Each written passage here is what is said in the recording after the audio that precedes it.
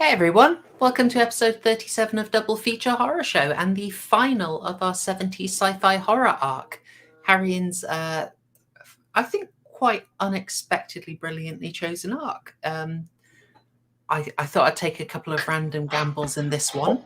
Unexpected, come on. Well, okay, look. The biggest brain on the panel.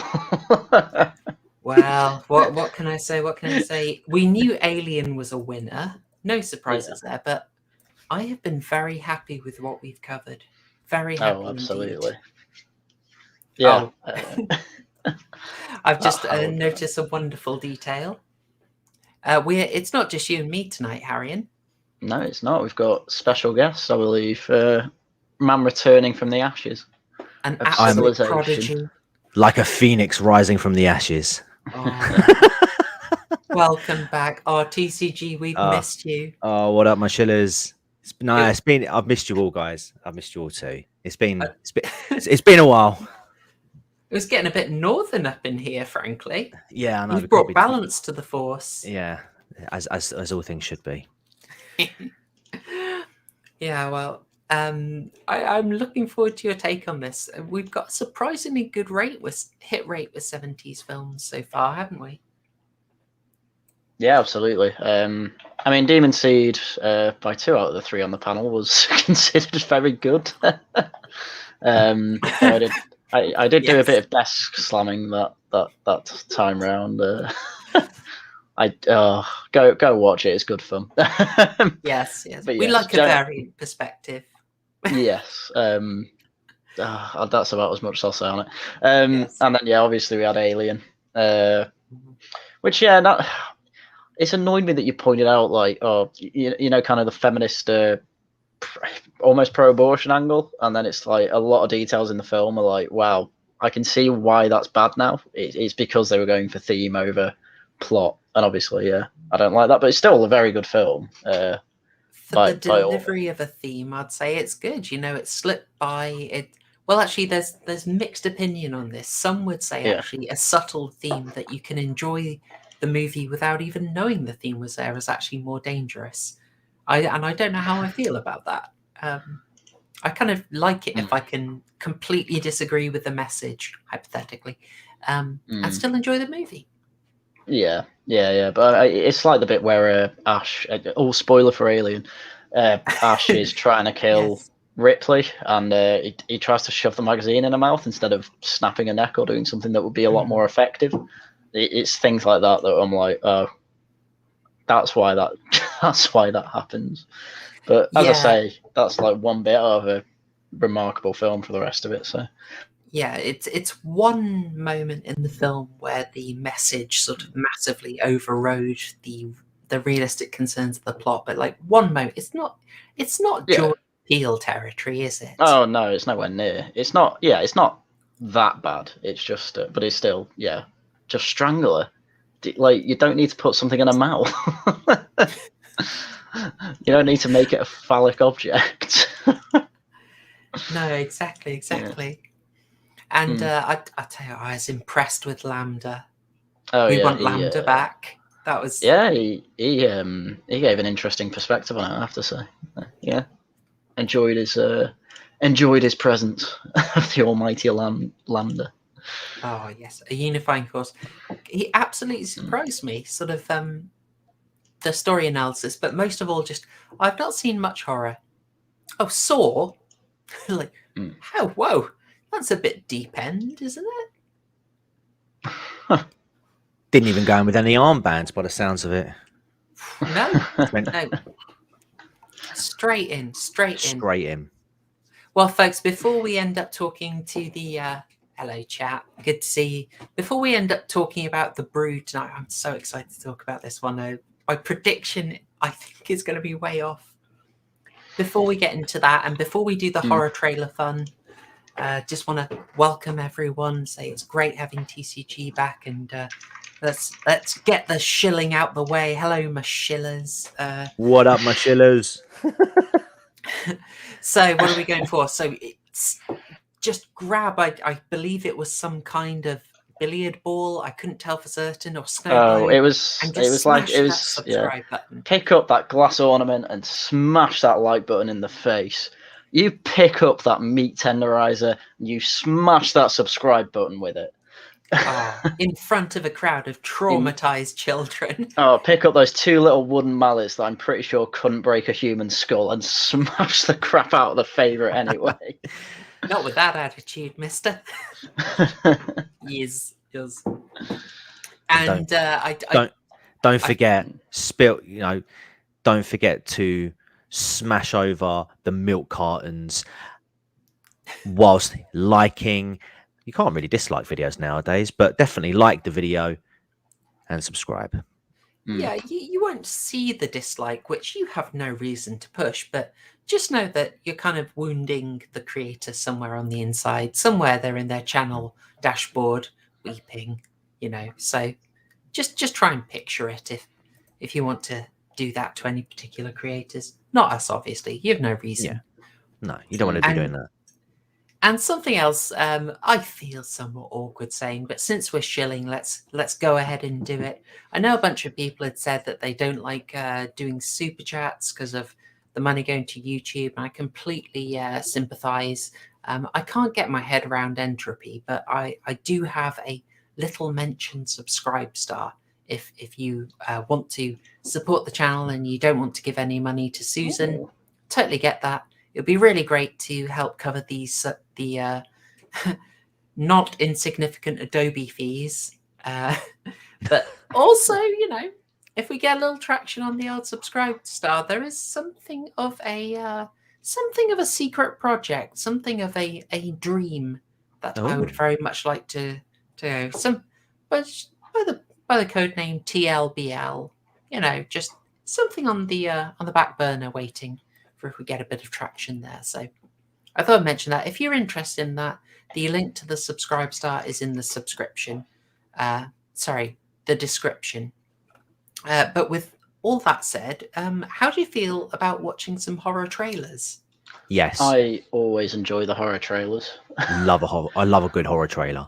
My favorite ones are where there's not much to comment on and they still give away the whole film anyway. Oh, brilliant. You are going to absolutely love this. Right, I've got something. Oof. Something very horrifying.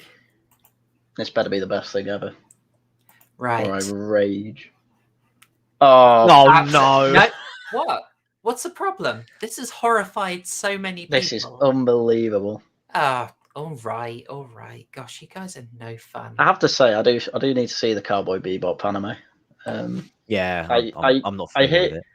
I hear the Netflix adaptation is just terrible. The bit where they brought in, I've seen the Radical Ed scene.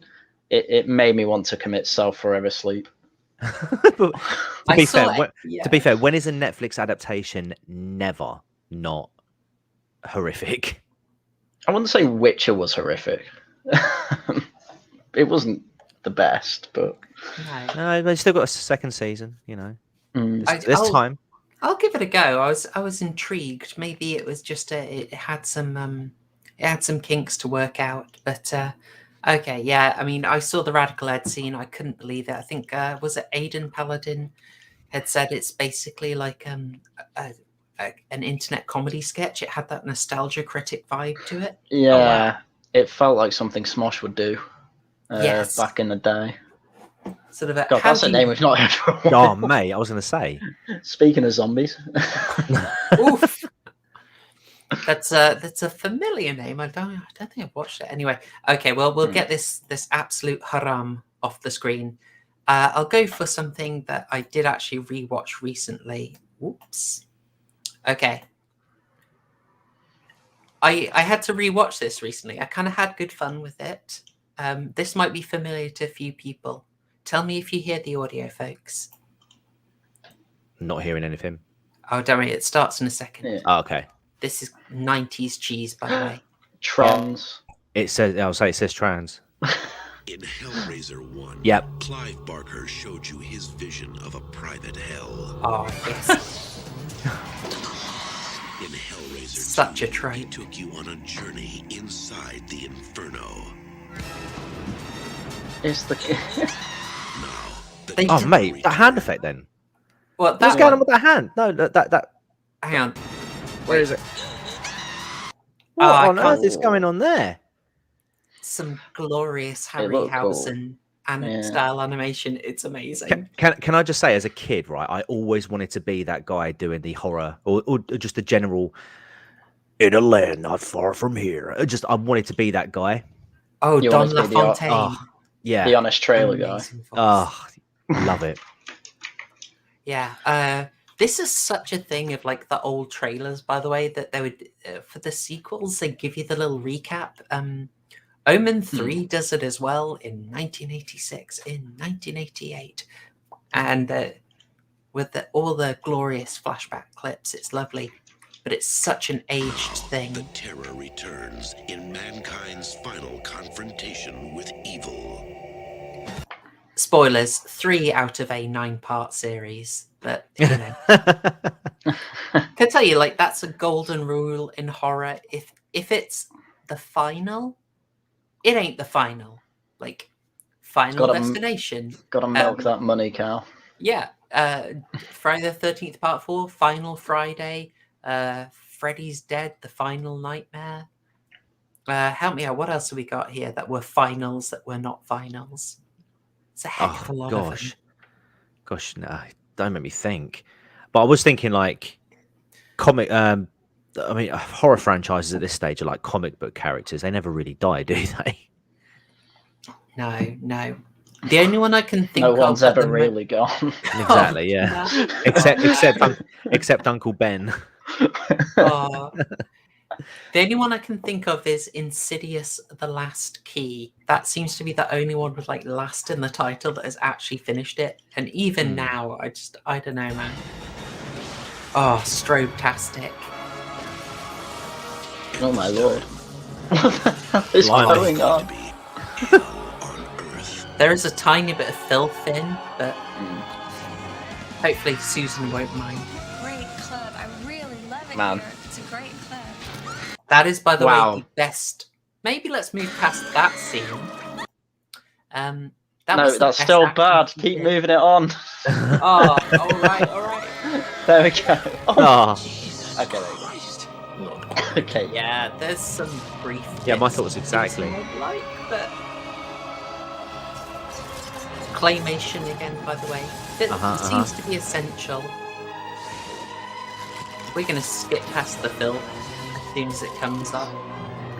oh, mate. Just give me the box. He's been playing Far Cry 6. Yeah, it just. Hang on, this is a trailer. This is a trailer, Yeah. but It feels like a trailer as well. It's not just here's the whole story. It's here's some teasers of some of the people you know, and I the think gore you you would- want to see. you'd probably find it a bit hard to work out what was going on. I'm going to try and Yeah. do. I'm just worried about when the filth comes up because it's quite a lot for a trailer. For your close-up. Oh, okay. See, this is one of the stupidest bits of the film. Why would you put it in the trailer? Yeah. Oh, that's no. not Oh, great. nice. Oh no. Oh no. Relax, baby. This is better than sex. Wow, this has a Oh, wow. completely different tone to the first. I would just like to point out, you saw the main female character there getting all strapped up.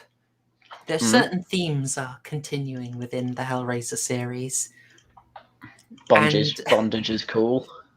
Yeah, so we rewatched this literally on the weekend, and Clive Barker was not really happy with anything that was happening in it. The whole story he wasn't a fan of. But he came in and said, just, does he do a rewrite? Does he try and restructure? No. He comes in and says, okay, just film this little bit of bondage. Refuses to elaborate. Walks out and gets an executive producer credit. Brilliant. You love to see it. But this is pure Nice. 90s trailer here. Just like, oof. No plot, really. Oh, good to be back. Doesn't need a plot. Clive Barker presents Hellraiser 3, Hell on Earth.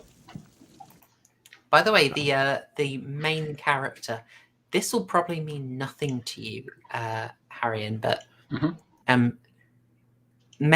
the main actress is Terry Farrell, better known to many people as Jadzia Dax in Deep Space Nine.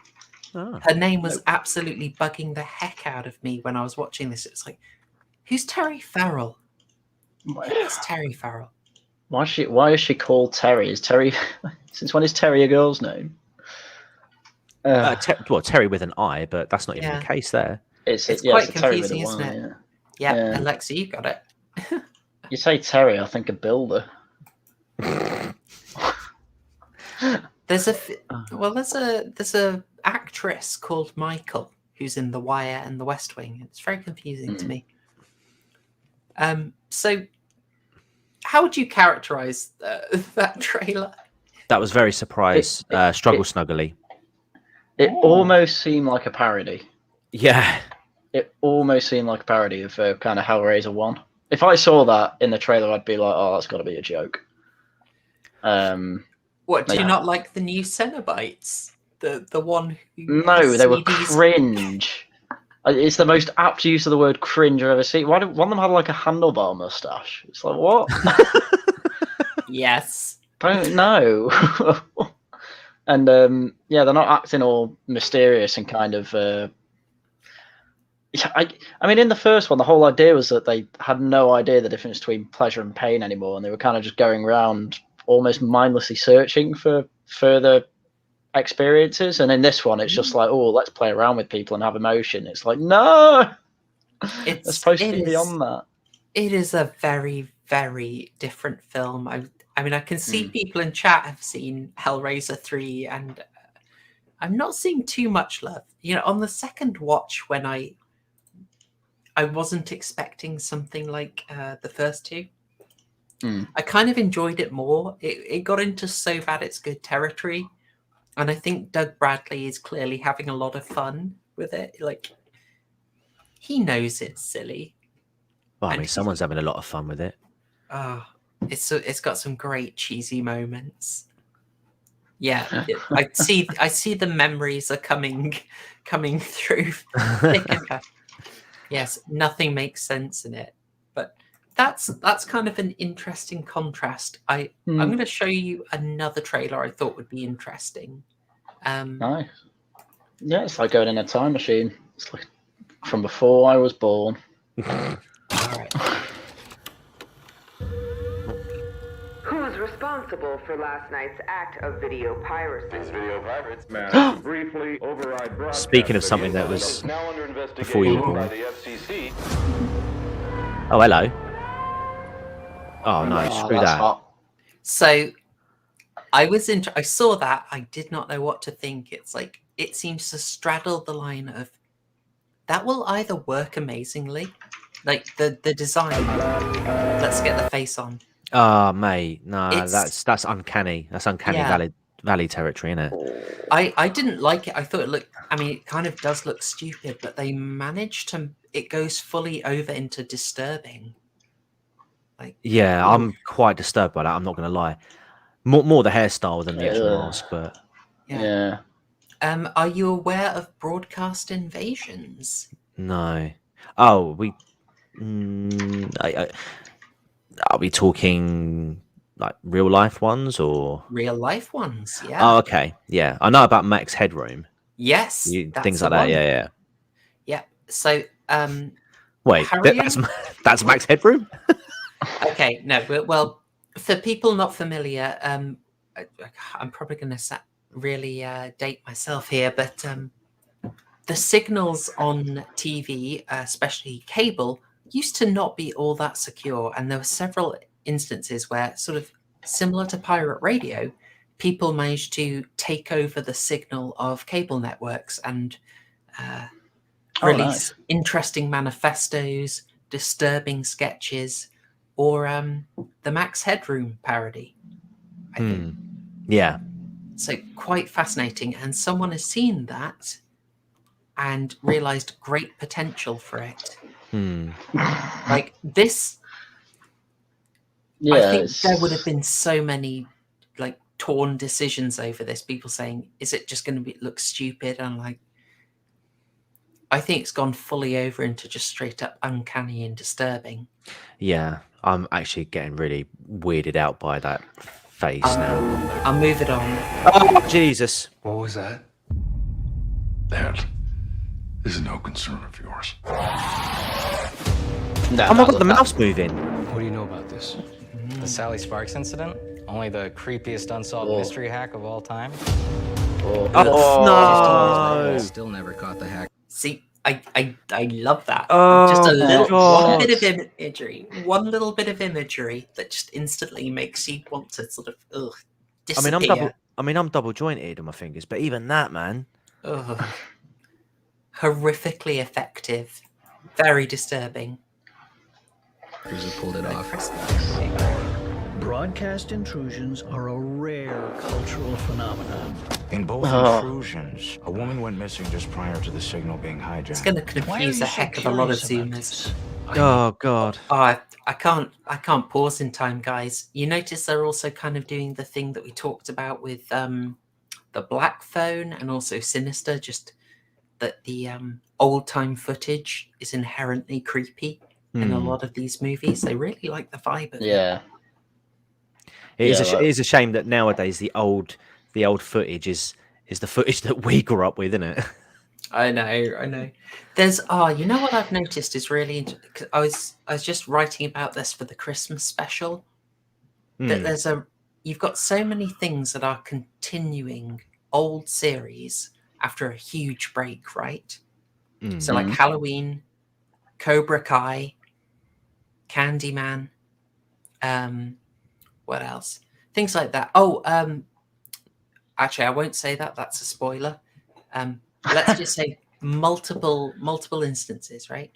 And they kind of have a dilemma of, do we show old footage from the original, which might look jarringly out of place in like a 4K environment, or do we try and do a workaround for it, you know?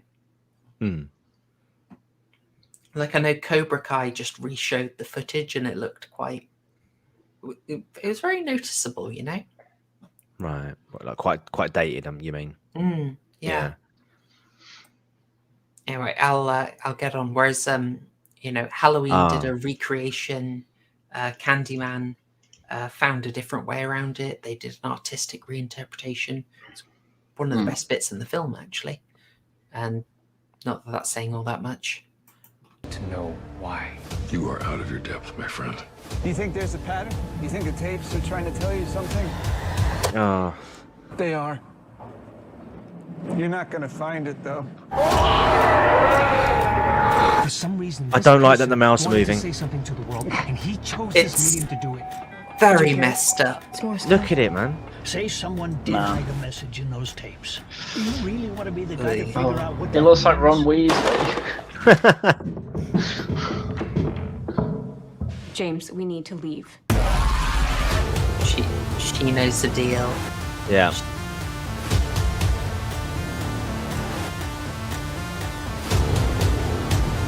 You thought no one would ever find you. But I found you. Oh. That is a... Gets under your skin, doesn't it? Quite literally. I'm. Oh. I bet. All right.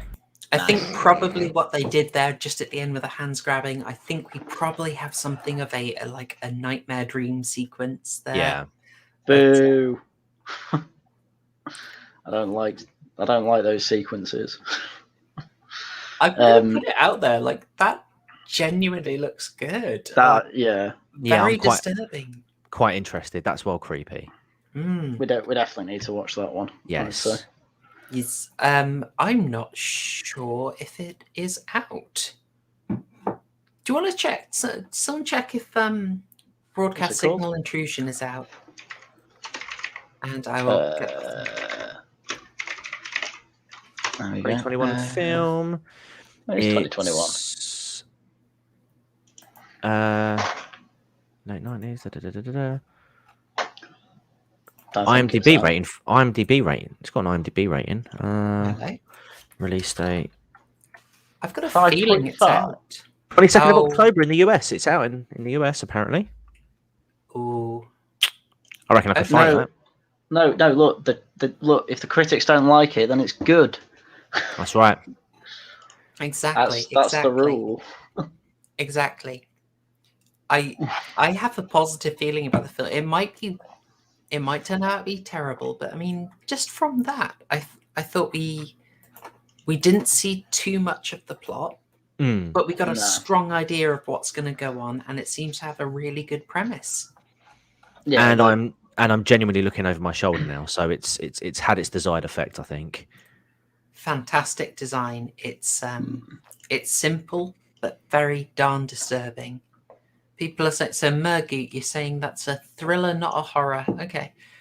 I don't know, man. I don't know. That it's Wikipedia calls it a horror suspense film. So I don't see how that's not a full horror. That really freaks me out. Did you just edit it to say that, Haryan? No. Shh. Be quiet. Yeah. Did anyone see 8mm? Do you remember? Oh, hang on, Mergy, you're already talking about it. Good lad. Yes. Yeah, it was just reminding me of that. That's got a great little cast, by the way. Very good, low key, very disturbing. It's about Nick Cage. Yeah, it's very good. Nick Cage as well. He's looking into someone making snuff films. It's got James Gandolfini in it as well. It has, and I want to say it's got Chris Bauer from The Wire season 2. It does, and Joaquin Phoenix. Joaquin Phoenix? Oh God, yeah. He's got a really messed up role in that film. That's a good one, though. Nice. Wow. Norman Reedus is in it as well. Daryl. Oh. The Walking Dead. I think this is going to have to. Oh, can't you just see it like a sort of like Twisted Films arc where we start off with like Powell's Peeping Tom from 1960, and then actually it might have been a bit earlier. Then we do 8mm. Then we do Broadcast Signal Intrusion. Oh, it could be a good arc. Ooh. There you go. I'm into it. We've got like 5 months set for next year already. Just before we move on, 8mm had David U. Hodges in it. He played the surveillance man. Now, he was in the original Batman movie, the 1989 one, goodness. and he played what was his name? Jack. He was the one who killed Thomas and Martha Wayne. Oh, really? Yeah. No, I didn't even know he had a name. I can't remember the gangster's name. Jack Napier. Batman Forever. Sorry, Batman Forever. Huh. Oh, is that the one with Arnie in it? No, that's Batman Forever's that's Val Kilmer. That's Jim Tommy Carrey. Lee Jones, Jim Carrey. Who was the woman in Batman Forever? That was Uma Thurman. No, she's Batman and Robin. Yeah. She's in Mr. Freeze. Do you mean which woman? Or which woman? There's always a woman. Do you mean Vicky Vale? Yes. Kim Basinger. Oh, Kim Basinger. Really? In Batman Forever? Oh, Nicole Kidman's in it. There we go. No, sorry, I'm thinking of the wrong. I'm on a different Batman. There's a lot of Batmans. Too many Batmans, if you ask me. It's true. Oh no, guys. No. What's happened? Oh no, Super Nanny giving birth to a brood. I didn't have time to shoot a Super Nanny for the brood, but I was torn between either her in the therapy scene or one of us getting swarmed by Super Nanny creatures. I couldn't put it together. Yeah. Oh dear. Yeah. Oh. God, we have to talk about the end scene. I might throw up again. Do I have a bucket? All right. Okay. Thank you, Fez. Thank you. That was bugging me. That's good. Okay, I'm seeing love for the Twisted Film arc. I think we can do that. Oh, you know what else has to be in that? The Ring. Ah, bloody hell! Which version? I'm torn on that. I'd maybe make that audience choice because I'm weird. Yeah. I actually think the American Ring is slightly better, but I know that might not be in a popular opinion. I think I rated the American one, but I think I rated the American one over the Japanese one, to be fair. I mean, we've seen enough Asian films. I hated most of them, so it makes sense not to watch another. Okay, cool. All right, shall we get into the Brood, guys? Go on, then. Why not? All right. I've got some interesting stuff about this one. It's not. So this is coming out in 1979. It is not, as I thought, David Cronenberg's first film. It's actually, I think, about his fourth. He's quite established by the time he's doing it.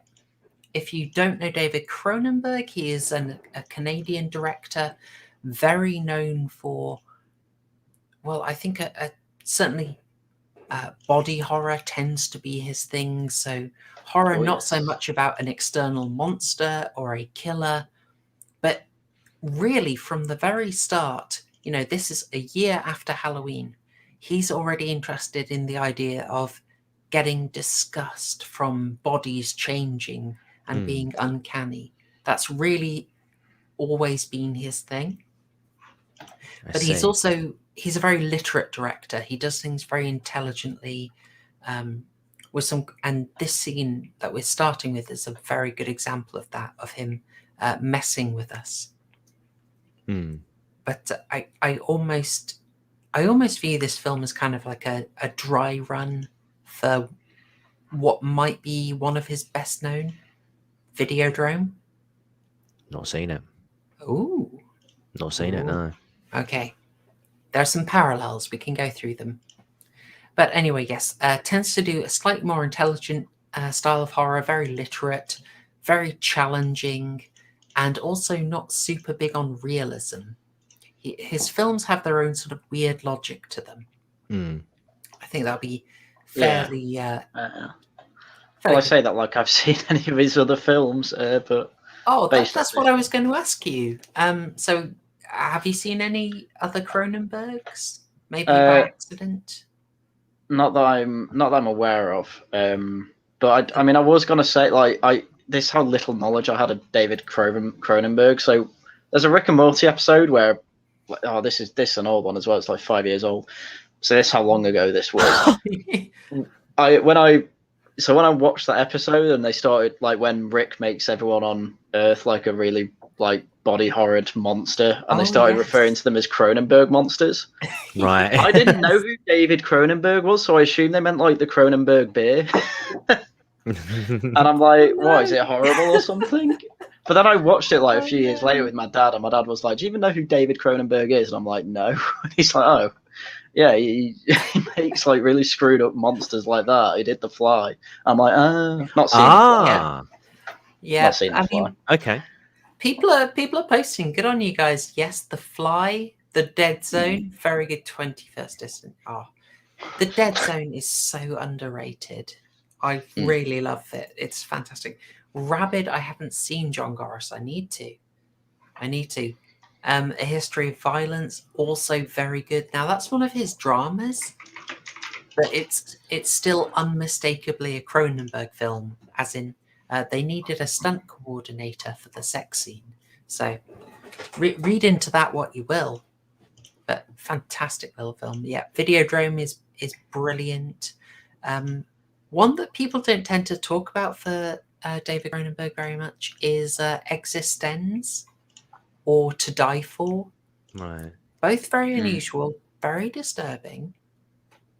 Really good stuff. Existenz has a great little... it's about virtual realities, and it's got just some unforgettable twisted scenes in it. I think you'll...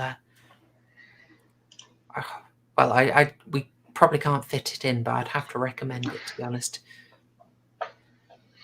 I'm seeing... I love all the Cronenberg love in the chat now. And a certain bit of bloody hell Haryan. Well, it's okay. I was going to say I wasn't familiar with David Cronenberg personally, because I'm not really big on producer director names. So if you were going to ask me that question, have I seen any? I was going to say, well, same as Harry, and not that I know of. But as soon as you said The Fly, I was like, right, thank God, at least I've got one film I can fall back on. There we go. Oh yeah, Yeah, I might have to go through his repertoire. Oh, of course. The Fly's Yeah, a great film. How about I've not this seen one? it. How about that bad boy? Scanners? No. It'll be one where you know the meme. So you know the guy's head exploding. Like, Oh, when it's like he's really just blown sat up. at a desk and it absolutely erupts. Yeah, that's I think it- Scanners. Oh, okay. And he sort of throws that on the audience very early on with almost no warning. Oh yeah. It's quite incredible.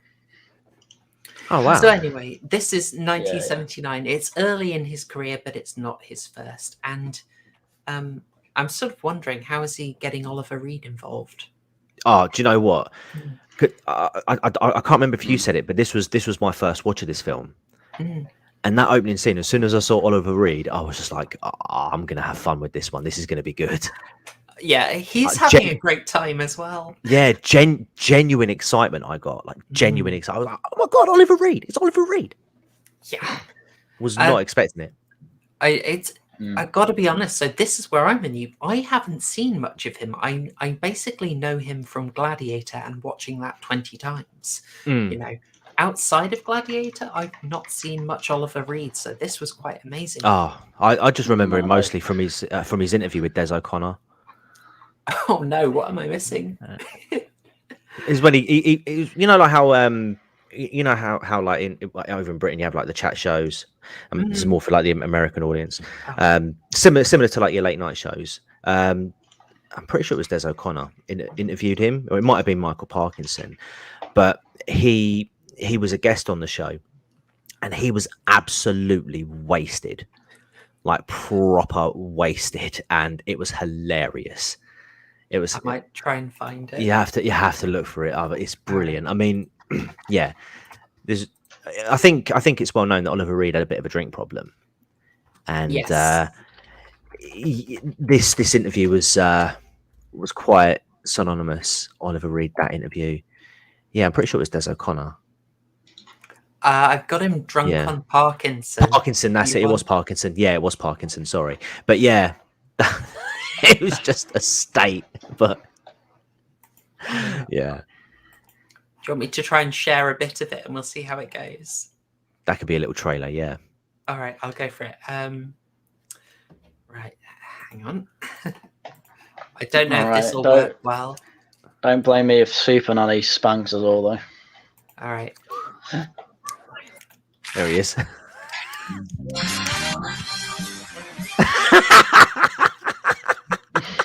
Chad energy. Look at that. By the way, guys, are you absolute Sigma male? Can you hear the sound, guys? Yeah. Okay. I'm going to stop that there. I think we've got the vibe there. I don't think it's going to go anywhere better than that, is it? It's like me at Nomos. Oh mate, he makes he makes that Hitchens. Oh, what's his name? Oh my God, it escapes. Not Peter Hitchens. Christopher. Yeah, he makes Christopher Hitchens look like a lightweight. Excuse me. Oh, I like that. Very well. Brilliant. Yes. Yes. I'll point out that he did have some fun on the production. He nearly got it shut down early on after he was arrested while steaming drunk and taking a bet that he could walk back to his hotel naked. He won the bet, but he got arrested. Oh, so he made it to the hotel before he got arrested. I don't know if he made it to the hotel. He was certainly picked up stark naked in the Canadian winter. What an absolute beast. It's like a Trailer Park Boys episode. Gosh. One last thing I just want to say that I thought was really interesting, how this was getting produced. Apparently, and this seems to be a continuing thing, but Canada gives very large tax breaks for filming in Canada. And this is partly sort of the size of the country, and it's cheaper generally. But this is a little bit why so many productions, so many things you love, were shot in Canada, and you were told they were America. The X-Files being one of the better known examples of this. Again, I'm revealing my age quite a bit here. Yeah, I think Deadpool was filmed in Canada. Oh yes. but it might have been based actually in Vancouver. So, but I can't remember which side of the border that is. But I think that's Canada actually. That is Canada. Yes. Yeah. Lovely city as well. I've got to say. Mm-hmm. So yes, big tax breaks helped fund this, but still fairly modest budget. I'm still darn impressed that they got Oliver Reed though. So yeah, this is interesting. They had some censorship troubles getting it out, which you will come to understand when we get towards the end.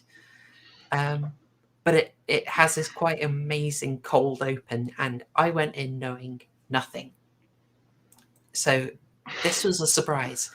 Yes, that is the best way to go in as well. Please, spoilers from this point out. Just go watch the film and then come back. Yeah. So big spoiler before you go. Yeah, absolutely. Yeah, just have a smash of the like button on the road for us. do it for Oliver Reed. And yes, I'm hoping if you're sticking around, you're cool being spoiled on a movie from 1979. Let's go. I'll say, yeah, no excuses now. You've had 42 years. 3-minute summary, right? 3-minute summary. Let's do it, boys. Film starts off with this scene where Oliver Reed on the right, known as Hal, can't remember his last name, is a doctor and a psychologist or psychiatrist, and he has this big setup somewhere in the Canadian wilderness where people are sent who have mental health issues, and he has a unique way of trying to solve it. As you can see here, it essentially boils down to he role plays, and that's all he does with his patients. And yeah, because I kind of thought this first scene it's a bit out of nowhere, I thought, until you get further in the film. So I think main bits to take away from this, they do the film thing that I hate where, your protagonist has come in late and he sits down, now you know he's the protagonist. Though he could have gone to the toilet or something. Yeah, they do that, and I'm like, they've done it. But it's a trope I forgive. So Oliver Reed's acting as Mike on the left's dad, saying, you should have been a girl because you're weak and all that, and he starts crying until he breaks through and starts shouting at him back and saying he never loved me and things like that. And he rips off his gi, and you see all these they look like warts at this point all over his body. And I'm like, at that point I thought, he must have been abused or something like that, or he abused himself. But again, it's actually a little it's a bit of foreshadowing, I think you could call it, or you could say foreshadowing. Yeah, it's a bit of they develop as the scene goes. Yeah, I noticed that too. I've actually got those. I'll show you. Sorry, I've got a clip of those. I am not covered in weird growths. Well, because when I saw this opening scene, I initially thought that this was some sort of like theater that was going on. And my initial thought was, how are they getting him to how are they applying the makeup during the scene? And I thought it can't be a theatre play. It can't be something like. But I was like, what can it be? Is this just like 1970s logic play here? Because it did seem quite dramatic, and it did feel quite like not scripted, but it looked rehearsed, And I figured like, this must be some sort of play. And like you said, Harry, it doesn't become clear until later on. I would like to spend a little time on analysing this because it's the first thing we see. And as I said, Cronenberg is a bit more of a literate director. He's a bit more intelligent with what he's doing. And I went through a really similar journey to you there, TCG. So I thought they're both wearing gis, so martial arts uniforms. And it's like, okay, are they about to fight? And Oliver Reed is psyching him out. Okay, no, they're talking. They're talking in a weird way. It's very unnatural. And then we see the audience. It's like, they're in a play. It feels kind of artificial because it's meant to. And we see the audience from the other side, so it's re-emphasizing the artificiality. So we think we're then sort of one step ahead, but really Cronenberg's reflected it back on us and said, look, no, you're very aware of being an audience and seeing something artificial. And I'm thinking, oh yeah, it's a play. And then the protagonist comes in and we get our understanding flipped again, and it becomes actually more perverse. Like, this isn't a play, this is actually someone's psychological process, and that person's really being traumatized. So just in one short thing, you go through several permutations, all quite choreographed by Cronenberg to sort of confuse you and build the understanding. And it works. Yeah. Did anyone else get some sort of like sexual undertone from this scene? Massively. Yeah. And in fact, the gay reading of The Brood is something I've been preparing. Genuinely, the guy, and I think this is really deliberate, the guy sort of tears his gi open, he shows you all the marks, and I thought maybe, is that Kesey sarcoma? So like the sort of marks you would develop if you've got AIDS. Is it that? And I think I don't know, in 1989 it's kind of early, but I almost wonder if we're meant to get that. Like he's being put through this thing where he's told like he's not a man, he should have been a girl, etc. So it's kind of like sissifying language, and then he's showing what looks like Kesey sarcoma. So yeah, see, other people are picking up on it now. As we know now, this is foreshadowing, but I was led to think that this was a sort of gay thing. Yeah. God damn it. I kind of went less with the gay route, but I got almost like incestual undertones. Oh yeah. Well, yeah, he starts like kissing his forehead and stuff like that, and I'm like, a bit weird. And it's like proper. Yeah, it's quite uncomfortable. Yeah, it's less something you do with your son, more something you do with your wife. I would have thunk. Yeah, it's. You're not married yet, Haryan. Well, yeah. It's a nice form of disturbing, though, isn't it? Because I was made very uncomfortable by this. Yeah, it was and a very it only gets worse. Oh. Yeah, because after all that's done, we get a quick, the camera goes back to what's it called? Oh, what's the main character called? Frank. Yeah. It goes back to Frank, and the guy next to him just whispers, "What a genius!" Yeah. And I'm there like, he's just abused someone. What? Yeah. I thought that was also sort of Cronenberg having a bit of a laugh, like he's pulled off this elaborate back and forth of reveals, and he's almost like jokingly patting himself on the back for writing a clever scene. In fact, I thought the guy in the audience saying, "What a genius," was basically taking the mick out of me, because I was saying to waifu, "Oh, waifu, that's so genius." It's almost Brechtian the way he's played with the fourth, and then that guy goes, "I thought, oh yeah, I'm an idiot." Busted. Yeah. So I think that's it for this scene. I mean, and then Reed's Hal's assistant. A light shines on him, and he says, "Thank you for watching. You can go now," basically. Which again, it made it feel like a theatre again, rather than a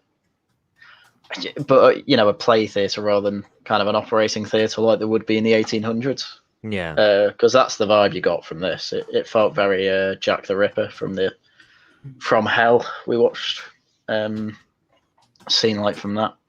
So, I mean, I think that's it for that scene. And then after it's he then heads up to see his daughter called Candice, who has just been waiting in a nursery type thing, and then takes home on the bus with everyone else, and then he's bathing her. Why did she? Well, why did she have to be naked? She was in the bath. But did you need all these scenes? She's naked quite a few. Is it about 3 times? Yeah. Yeah. It's. I'm like, I don't know. I just didn't like it. But didn't like what? Sorry. I just don't like There's a lot of underage child nudity in general. Oh, yeah. I see. Well, I mean, the thing is, I mean, back in those days, I suppose, you know. Well, let's say it's like. I want to say I want to say there was less sexualization of children in those days compared to obviously what you see like the other scenes today. So I think, you know, I mean, yeah, it's uncomfortable, but I think, you know, with children being innocent, is innocent, you know, it's a natural innocence. I just want to mention something though, just before we continue, just a little factoid, just to sort of set the tone for Frank's wife.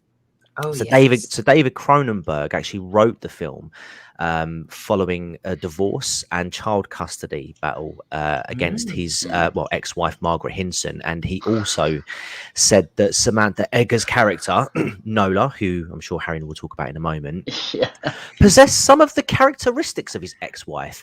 Made his ex-wife seem like a mentalist. So just keep that in mind when Haryan gives his 3-minute summary of Nola. Yeah, I think my wife was the head of the Zerg brood. Oh god. So anyway, I mean, child nudity, uncomfortable, whatever. Makes sense in the film because he's bathing her, and then he sees on her back that she's been bruised, and I think there are even lacerations as well on her back. Yeah, I didn't screen cap that. No, I bet you don't. So it's clear that something has happened to her, and then obviously he's worried, so he calls the doctor again, and this way he find out that his wife is under his care, going through his therapy, and he said, you know, obviously she's visited her while there, the daughter, and so he assumes, she's beat her up because she's mental, which, I mean, she's at a mental institute. And yeah, there's kind of a lot of what I can only call, things that obviously the audience aren't supposed to fully know yet. So he's setting up a schedule to have Nola go through further therapy and move on to something called phase 2. And you don't know what this is, and it's a nice setup for, you know, it keeps you engaged. I think it's like, what's this mystery? It's good amount of setups and things like that. I said Frank called him. He didn't call him. He visited him. I think again, I just want to mention that Oliver Reed was absolutely amazing in this scene as well. Oh yeah, yes. Oliver Reed's good throughout. So good. He's just showered off. I don't have a screen cap, but he's just in a dressing gown the whole time, and just Chad energy. While he's getting a dressing down from Frank, he's just sort of like dabbing a towel around the back of his neck and his head. He's like, okay, yeah, all right. He probably surfed and turfed as well. Had a beer in the shower. Exactly. Yeah. I've never heard of that before. I've heard of shower beer. I've done the old shower beer, but I've never heard it called surf and turf. We called it surf and turf at uni. It was. It's like it's a drink before it's a pre drink basically. Oh, no. All right. It was my favourite. You ever done the Rittenhouse? What's the Rittenhouse? 3 shots. Stirring 3 shots. Hey. No. Gotta try that though. I was so looking forward to doing a true crime video about Rittenhouse, but then he got acquitted on all charges. So sorry, guys, you lose. Alas. I mean, by the way, while we got the screen cap on, I just want to ask now: did anyone else get really distracted by how much this guy Art Hinkle looks like Peter Dinklage? Yes. Thank you. Good. Not just me. So now that you say it, yes, I thought he looked a bit more like a Chad Mark Hamill. Oh. Okay. But I don't think Mark Hamill and Peter Dinklage look that similar. Maybe this is their child. Well, maybe. I don't know. What's George? Oh my God, George Michael as well. Yeah. Oh my God. Yeah. Wow, he just looks like everyone. He looks like me. It's like looking in a mirror. Very nice. Good times. All right. I've got to try that. Yeah, I'll try that in New Year then. Let's do it. I mean, what have we got? Yeah. So, and then I also liked in. I mean, that's jumping forward a bit, but I'm just at the end of the Oliver Reed scene. you can see it was kind of good camera work that I really noticed, and that's something I don't notice. But you can see in like the background there's and it even what's it called? It even puts it into focus after Oliver reads off, but it shows his book, The Shape, or a poster for his book, The Shape of Rage. It's called. Yes. And then there's a picture on the other side that's like, it looks like a cow with like a fifth leg growing out of it, but like as a cave painting. It looks weird, and or it might be a deer. Oh, I wish I'd screen capped that. Yeah, I was just going through it and I thought, it's just more stuff that's kind of, it's a bit of, here's something else to think about. Why have I shown you this in the background? And yeah, the Shape of Rage poster, it's like a fist, which then slowly opens up and becomes a mouth, which then explodes. And I think there's a lot you could read into that, but I'm not sure what you could. But I think it's just something worth pointing out because there's a lot of attention to those kind of details in this. And then, so after that scene, it's a quick scene with Peter Dinklage plus his lawyer, Frank, and his lawyer talking about child custody. And he's obviously saying, "Oh, my wife's beat my child. Can I please have full custody with her?" And the lawyer's basically saying, "No, we need more proof than just some cuts on her back." Basically, wasn't this scene interesting? The child, the state sides with the mother.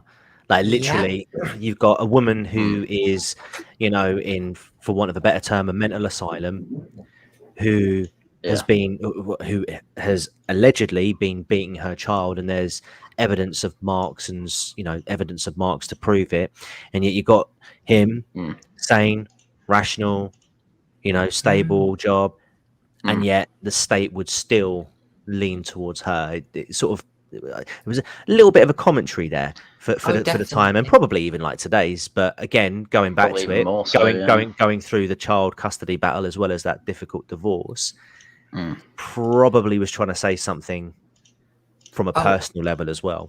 Oh, absolutely. The way the in fact, just state control over the kids and into the family is very much going on at many levels in this.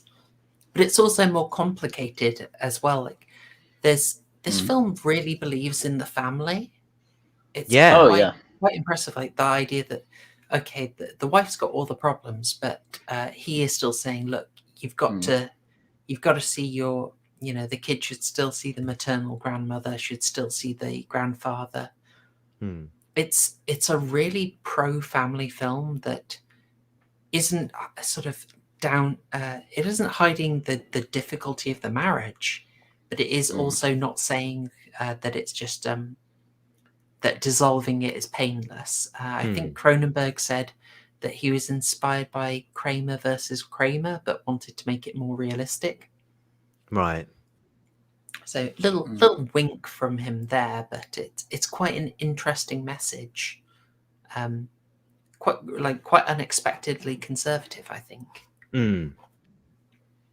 Yeah. And again, I think more acceptable to get away with. Well, I say get away with it, but it's more of an acceptable message to put out there back in 1979 compared to 2021. Yeah, could this be made today? No, well, I think the film could be. I think the film could be made, but that they put some other spin on it. Exactly. The messaging would definitely be different. Yeah, I mean, well, yeah, it reminds me of Train to Busan, where it's like, fathers get a really rough deal, but they still try their best to protect their daughters, and it's just that can't be. I mean, they're making a US version, and I think we should watch that just to be see. Yeah, and that one I don't mind talking about the themes. We'll go rogue on it. Yeah, I think with I think if they were to try and make this today, they'd probably make the dad a little bit more useless. I think to add weight to. Yeah, because the dad's literally just a standard good father, trying to do the best for his child, which is really good. Yeah, literally no complaints in that area. Yeah. So because after he talks to his lawyer trying to get custody of his child, he picks his child up from school, and this one we're introduced to a teacher as well. What is she called? She had a really weird name. Ruth Mayer. Ruth Mayer. Yeah, Ruth Mayer. Yeah, so Ruth, yeah, or Mrs. Mayer, whatever they call them in America. Not women, I mean teachers.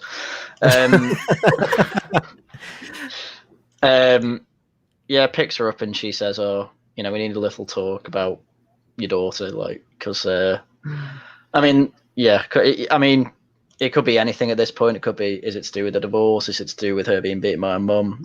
There's still a lot of things that could be as well, and it's another thing to put into the mystery, which I really like. And we're only 10 minutes into the film, and there's already a lot going on in the viewer's mind. So yeah, it's very understated. What's coming next? Very, I mean, how can I say? They're not spelling the plot out. There's some big elements, like the intro scene is not subtle, but they aren't spelling it out for you. And there's so much to sort of try and get your head round. Yeah, this film probably is actually going to need a second watch just to be, because first time I watched it, obviously with that scene and he's getting the growths on him. I didn't think about that too much. I'm just like, why is this scene in at the moment? I don't really get what's going on. But then you watch it again, and you'll be like, he's getting to the bit I'm not spoiling yet. So in this scene on screen, Frank's taken his daughter Candice to his mother-in-law's. So. Nola's mother, who is called Juliana. And we actually haven't met Nola yet, which is interesting. We haven't, no. We don't meet her for a while. She's sort of in the background being spoken about. That's probably because she only worked for 4 days on the movie. Oh, right. Yeah. Wow. Wow. Yeah. Genuinely. Well, we'll go into wow in a bit. So, what did you make of Juliana? Because I spotted so many weird things around the house that can't be accidental. Well, she's drinking. That was one thing I noticed. I was like, school kids finish school at about 3 or 4. That's pretty early to be on the whiskey, isn't it? Or brandy or whatever she's drinking. And it's a healthy measure, isn't it? It's not shy. Oh, yeah, not at all. Did you notice the decoration? A decoration. You've got a ball. You've got, I don't know. Right. So guide me here. No worries. TCG. Okay. So do you remember what she had around her neck? The necklace, right? No. Magnifying glass. Okay. Oh, that's right. Yeah. No, well, not so much that. I mean, that is on there, but I was noticing she's wearing a sort of choker-like necklace out of beads, and I thought, okay, that looks a bit sort of tribal. And then you get other angles, and you see, she's got quite a few sort of African primal tribal statues around. Oh yeah, I see. So you're sort of sitting in here. She's the mother of Nora, and we get a bit more in the next scene, but you're setting her up as a sort of someone very attached to sort of primal expression, right? There is a lot of, don't take this the wrong way, sort of primitive art, as in just like not refined, but statues that are exaggerated anthropomorphic statues, is what I mean. Yeah, African style. Yeah, exactly. Tribal African style, I shall call it, yeah. And I think that is very much connected to the idea that we're talking about primal emotion coming out, and the sort of primal emotions slightly in the art, more sort of caricatured figures, more sort of deformed figures, and the mother sort of surrounding by that. I'm not sure I've expressed that all that well, but I'm trying to get the idea of what this art is meaning and implying. Well, I mean, it's going to sound offensive, but who cares? But yeah, you are saying this house is trying to, the decorations are trying to say that the mother is more in tune with her baser instincts rather than, emotions rather than being more, dare I say, civilized, and which we find, we find out later why this is important. Yeah, that's what I'm trying to get to, basically. Yeah, but it's basically impossible not to be cancelled over a comment like that. So I'll see you in Twitter jail. Yeah, I know. There's no way that was all around her by accident. Yeah. But also, John... the drinking is a big worry as well. Oh yeah.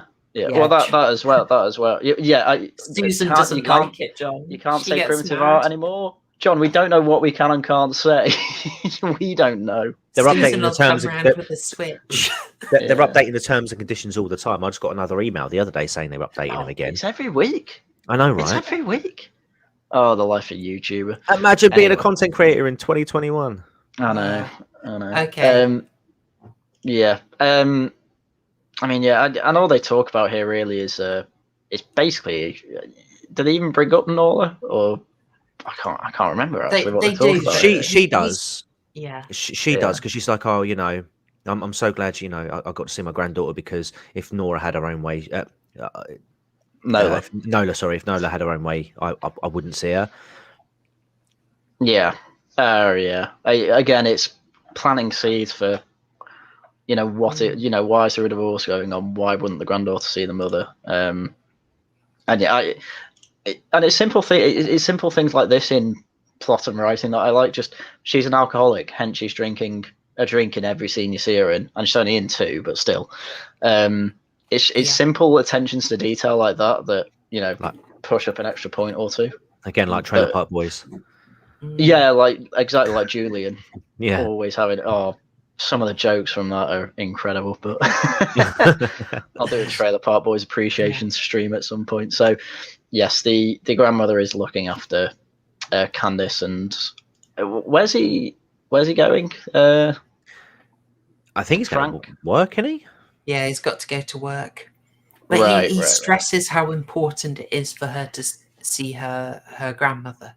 Yeah, that's what I like. He's all pro family, and I love that. But, yeah, absolutely. You also see that she is distant here, and Candice is there just sort of with a shoebox of photos, which becomes relevant later. Yeah, we get something. So I had a couple of weird missteps that I got wrong here. Go on. Okay. Do you guys know? Hey Slim, how you doing? Do you know Village of the Damned? No. No. Okay, I'll get that up, and there we go. Right, just bear with me. I'm going to get. That's the one I'm after. Lovely. Right. So I was wondering. Oh yeah. No. I do. I'll just Google it. There we go. I'll get it on screen anyway. So think of what. Right. So here's Candy right up close to see. Not massively emotional. Okay. Not super expressive, and I was wondering, okay, is that deliberate? And I wondered if she was meant to be a bit like one of these lads from Village of the Damned. Yeah, I know this from a Simpsons episode. Gosh damn it! But yes, I was wrong. I think it's absolutely just a coincidence, and she's just an emotionally detached girl because of the situation she's in. Yeah. So that was my first misstep on the interpretations, but then the other one I'm not sure about, and it was this one. So lovely! I've just been given an old-fashioned. I'll do this bit and then on I'll a Tuesday. At this time, I was inspired by the film. Thank you, Oliver Reed measure. It's Oliver Reed style. What can I say? So this threw me off completely. This is Yellow Wallpaper. Yeah. Right? Okay. Okay. Oh my lord. So go on. There's a famous early fiction called The Yellow Wallpaper, which is about a woman who was treated with confinement for depression. So instead of putting her in an asylum, she was kept confined in one room of the house, and the room had yellow wallpaper. And she starts hallucinating that there's voices coming from behind the paper. All right. Yeah. Oh, come on. 21 come on. Surely proper hammered show. Surely. Come on. You can do better than that. Come on. So I wondered if it was that. Is this a reference to, because it's about a woman confined. She starts hearing voices behind the wallpaper, and eventually the object of her paranoia is her husband. So I kind of wondered, is that setting up for that? I'm torn on this, because ultimately it's maybe a bit too niche of a reference, and it's not Nola's mother, who's kept away and is insane. So I don't know if it's just a coincidence, but it struck me that we're directed to look at this wallpaper for quite a while. You're not looking at the wallpaper, are you? You're looking at the door or the little cabinet thing. I was looking at the wallpaper. I was saying, but you're a massive horror nerd. So all right, I might be 2 for 2 on the missed interpretations. I mean, it might be, but I don't see why it would be. I think it's just like, this is the house we've got. Oh, it's got yellow wallpaper. Meh. It's got crap yellow wallpaper at that. Yeah, it does look sickening. I mean, we've missed a whole scene as well. Oh, sorry. Go ahead. Yeah, because we have the first Nola scene, where Doctor. What, have you got a screen grab? Please have a screen grab. I don't have a screen grab of it. I'm What? sorry. Wow. I've got screen grabs of her later if you want. It's not. It's a short scene, really. It's the first scene where she's introduced, and she's talking to Dr. Hal, having one of his infamous therapy sessions where he role plays, and he's acting like a disappointed mother essentially, and she's getting more and more annoyed, shouting, saying, you beat me, you're always on alcohol and things like that. Yes, that's Nola. And you also see the photographs. So we've just seen Candy looking through the photographs. Oh yeah. That casually there, and then Nola relates those photographs to when she was hospitalized by her mother beating her. Well, hold on, hold on. Oh, okay. I dispute that. Oh, let's go back to when the mother was talking to Frank. She says one thing which I thought was stupid at the time, but it kind of makes sense now. When she says 30 seconds after you're born, you're already in the past, and after 60 seconds, you're lying about that past. So she doesn't really. Now we go back to when they were going through the photos. She was talking. She showed that particular photo, and she was like, "Why was Mummy in the hospital?" And she explained like she had these bumps and bruises that they couldn't explain.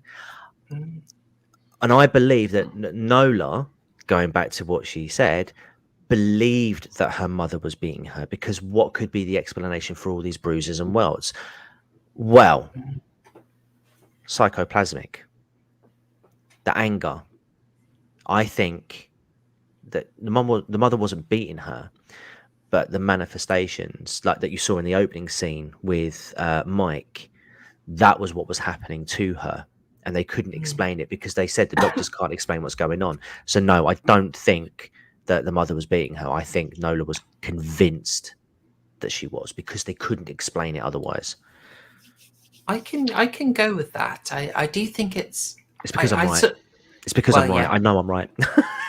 I sort of had an interpretation, kind of like Satanic Panic inspired, that Dr. Hell in these sessions is actually kind of driving them to create quite traumatic memories. That's kind of the vibe I got from it. Like he's interested in getting them to remember these really, like the most extreme possible interpretation.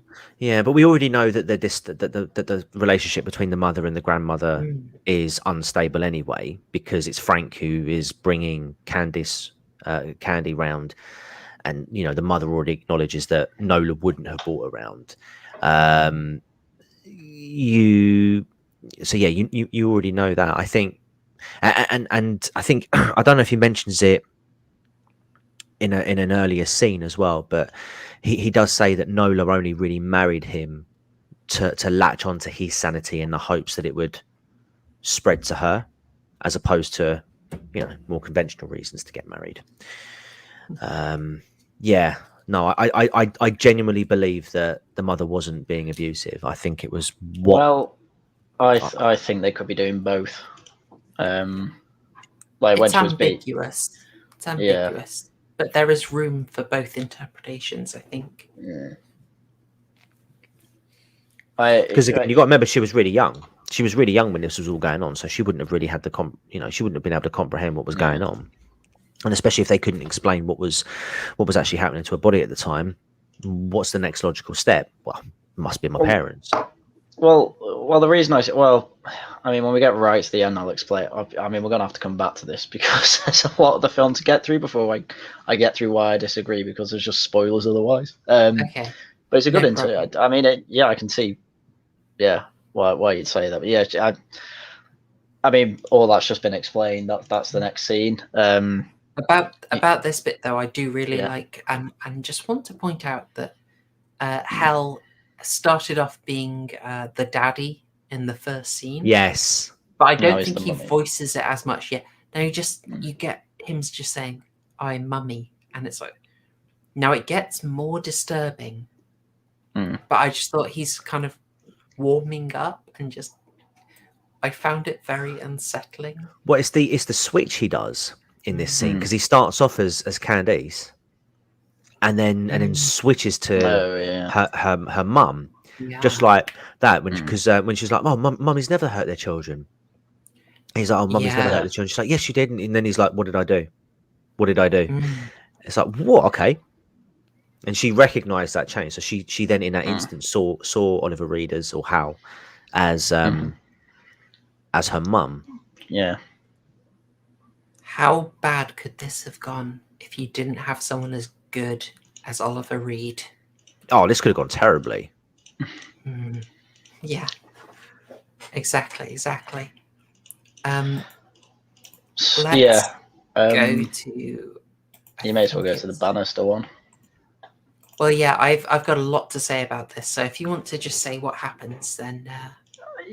I mean, it's quite a long scene, really.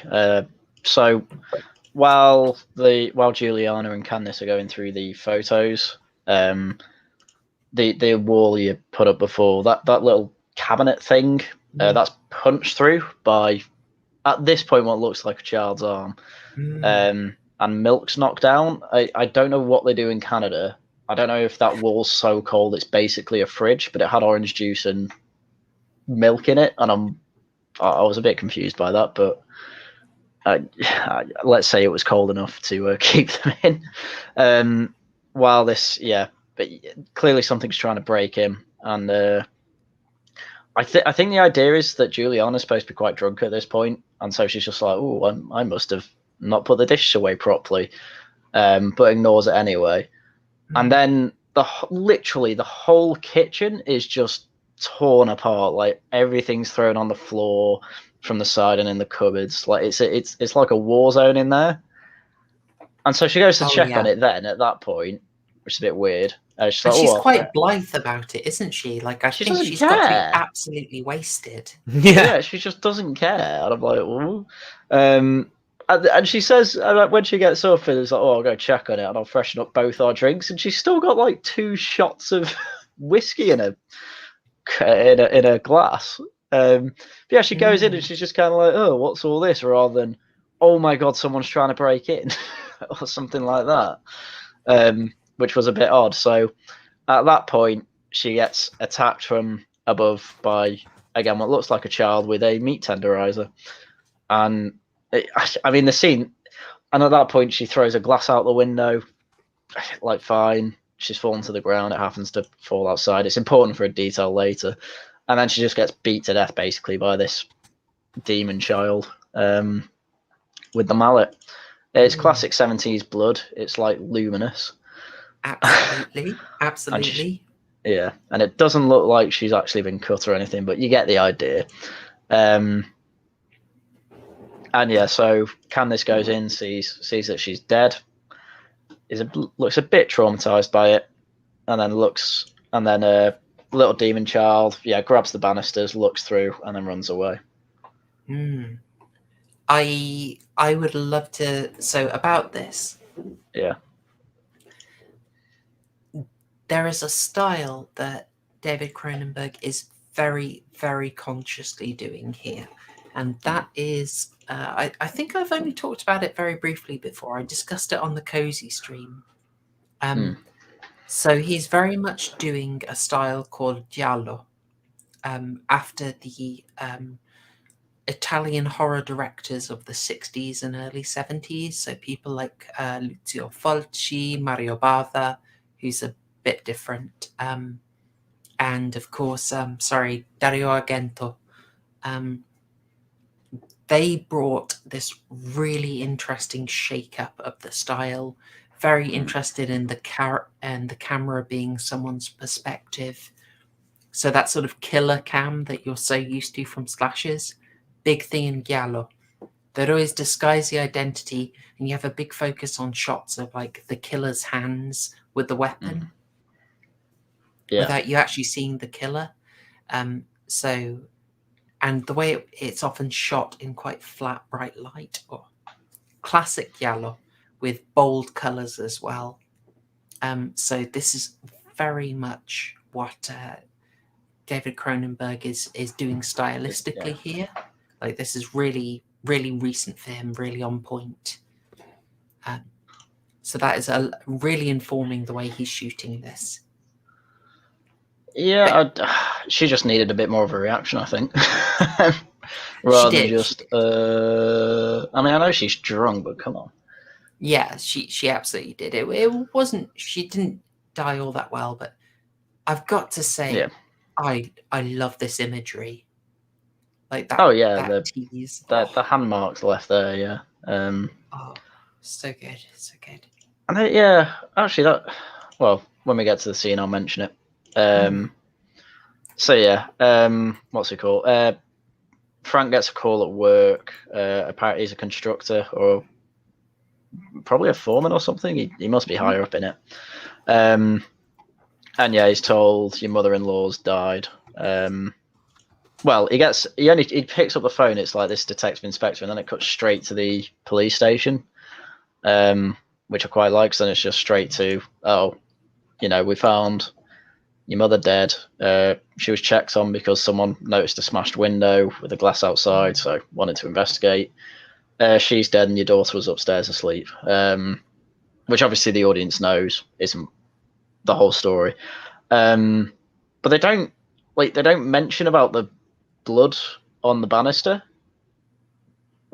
which now looking at this scene, I'm like, that's clear handprints. Yeah, that would be mentioned. I would have thought. And they don't mention it at all in the investigation. They don't say, "Oh, we're not looking for a child" or anything like that. And they seem surprised when it's like, "Oh, we've got this," like, because they catch the little bastard later, and they don't go, "Oh, that explains the hands." It's just forgotten about.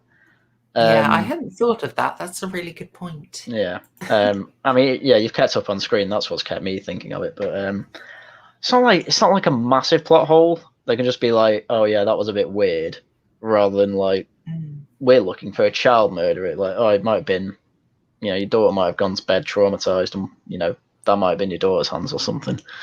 I don't know, but they just ignore it. So, the whole police station scene, they've explained all this. Obviously, he's found out his mother-in-law's died. Fairly shockingly, they're assuming it's breaking and entering. They think it's a robbery gone wrong or something. You're also left wondering why this obvious childlike figure who you get the glimpse of, and you think, okay, there's something wrong with the face there. You are left wondering, okay, why hasn't that attacked the kid? So you've got that mystery in your head as well. That's a good point as well. It's it was clearly a targeted attack, and you're thinking why. And if you paid attention to the film, you can actually work out at this point why. But I'll leave that for the end. There was also the scene with the child psychologist is there saying, basically, your daughter needs time. She's, already emotionally detached. she's going to be even more now, probably because of this. But I can't basically get anything of the story out of her. You know, it's best you take her home. And yeah, then she's just like in the waiting room with everyone else watching TV, and she's just there with like chocolate in her hand with 2 bites taken out of it, and she looks out of her gourd. Oh, definitely. Which is understandable, yeah. So yeah, so they go home. He tucks her into bed and he says, "Oh, I'll leave the hall light on. Do you want to tell me anything that happened today?" She's just quiet, and then the phone goes off, and I can't remember who's on the phone, but isn't it the father that he's going to meet? Oh, hang on. Oh mate. Well, he runs downstairs. Hang on, I'm just watching the scene again. So he runs downstairs. Oh yeah, he does answer it.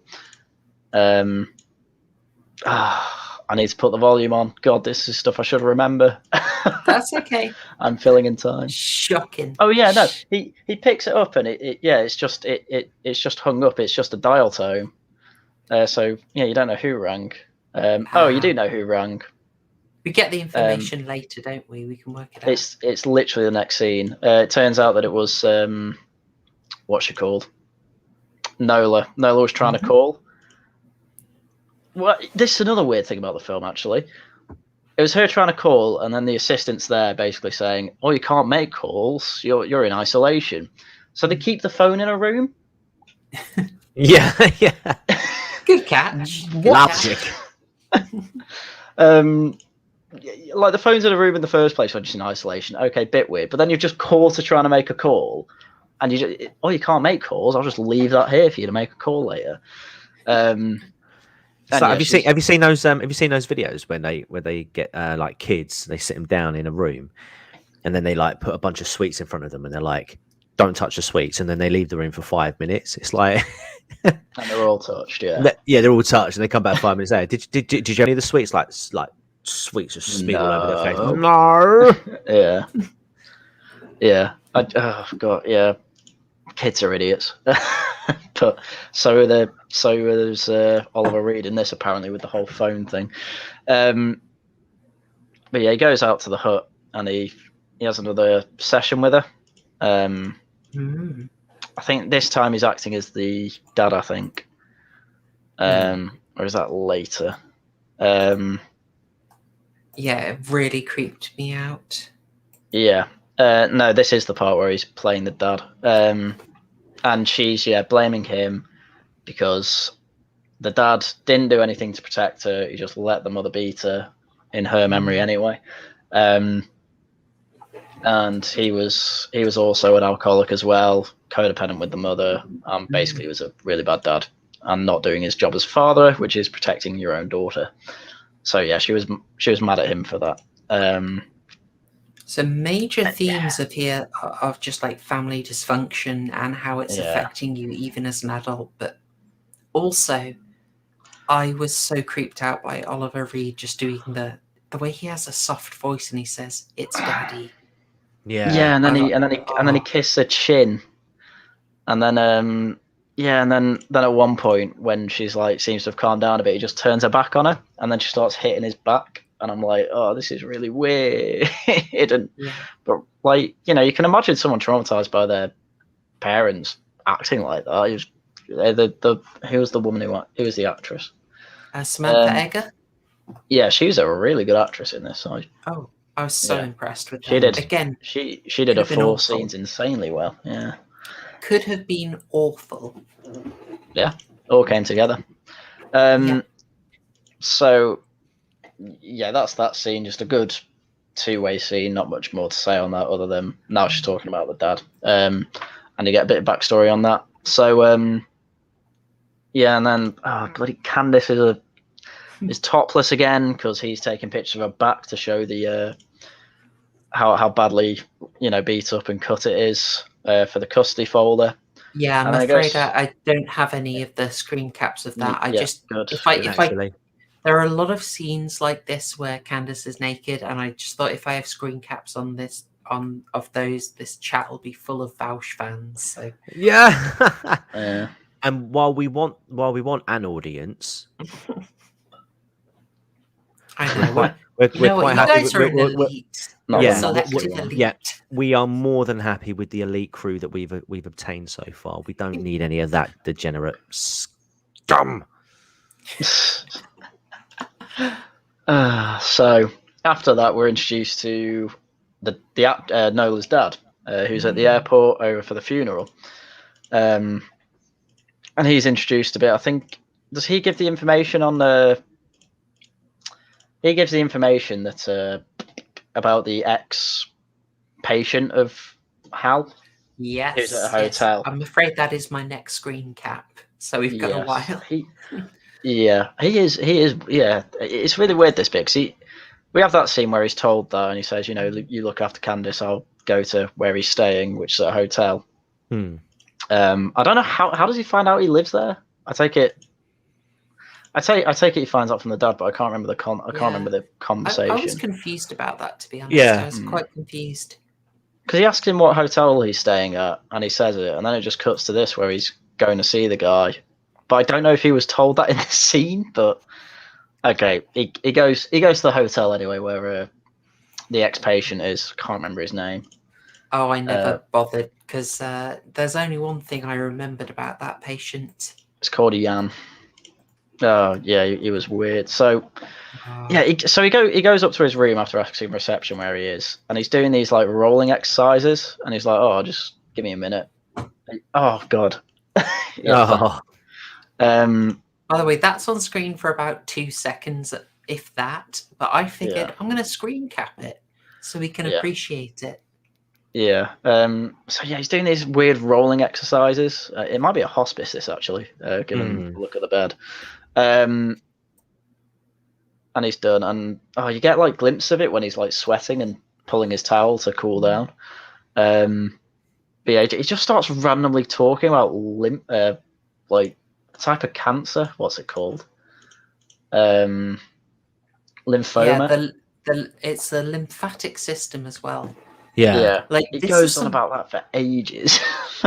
This is the kind of thing that makes me see this as like basically kind of a dry run for Videodrome. Like if you've seen Videodrome, this should be very familiar. Like there is a person with an unusual practice. Someone is tracking them down, and you meet sort of how can we say, the more informed person who is very off the wall. And then you start to see signs of physical deformities on people who've been exposed to the unusual phenomenon. I mean, let me know if I'm way off board here, chat. This is just what I saw. It just feels like a dry run. Like this guy, without spoiling Videodrome feels like kind of like a dry run for the Brian Oblivion character. Yes, that is his real name, Haryan. It's stuff like that you just kind of know that David Cronenberg is messing with you a little bit.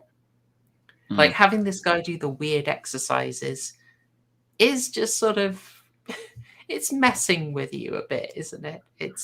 I mean, he explains why he's doing it. It's to get the blood going and the secondary system of your lymph going, or whatever he called it. Yeah, he was quite obsessed with it, wasn't he?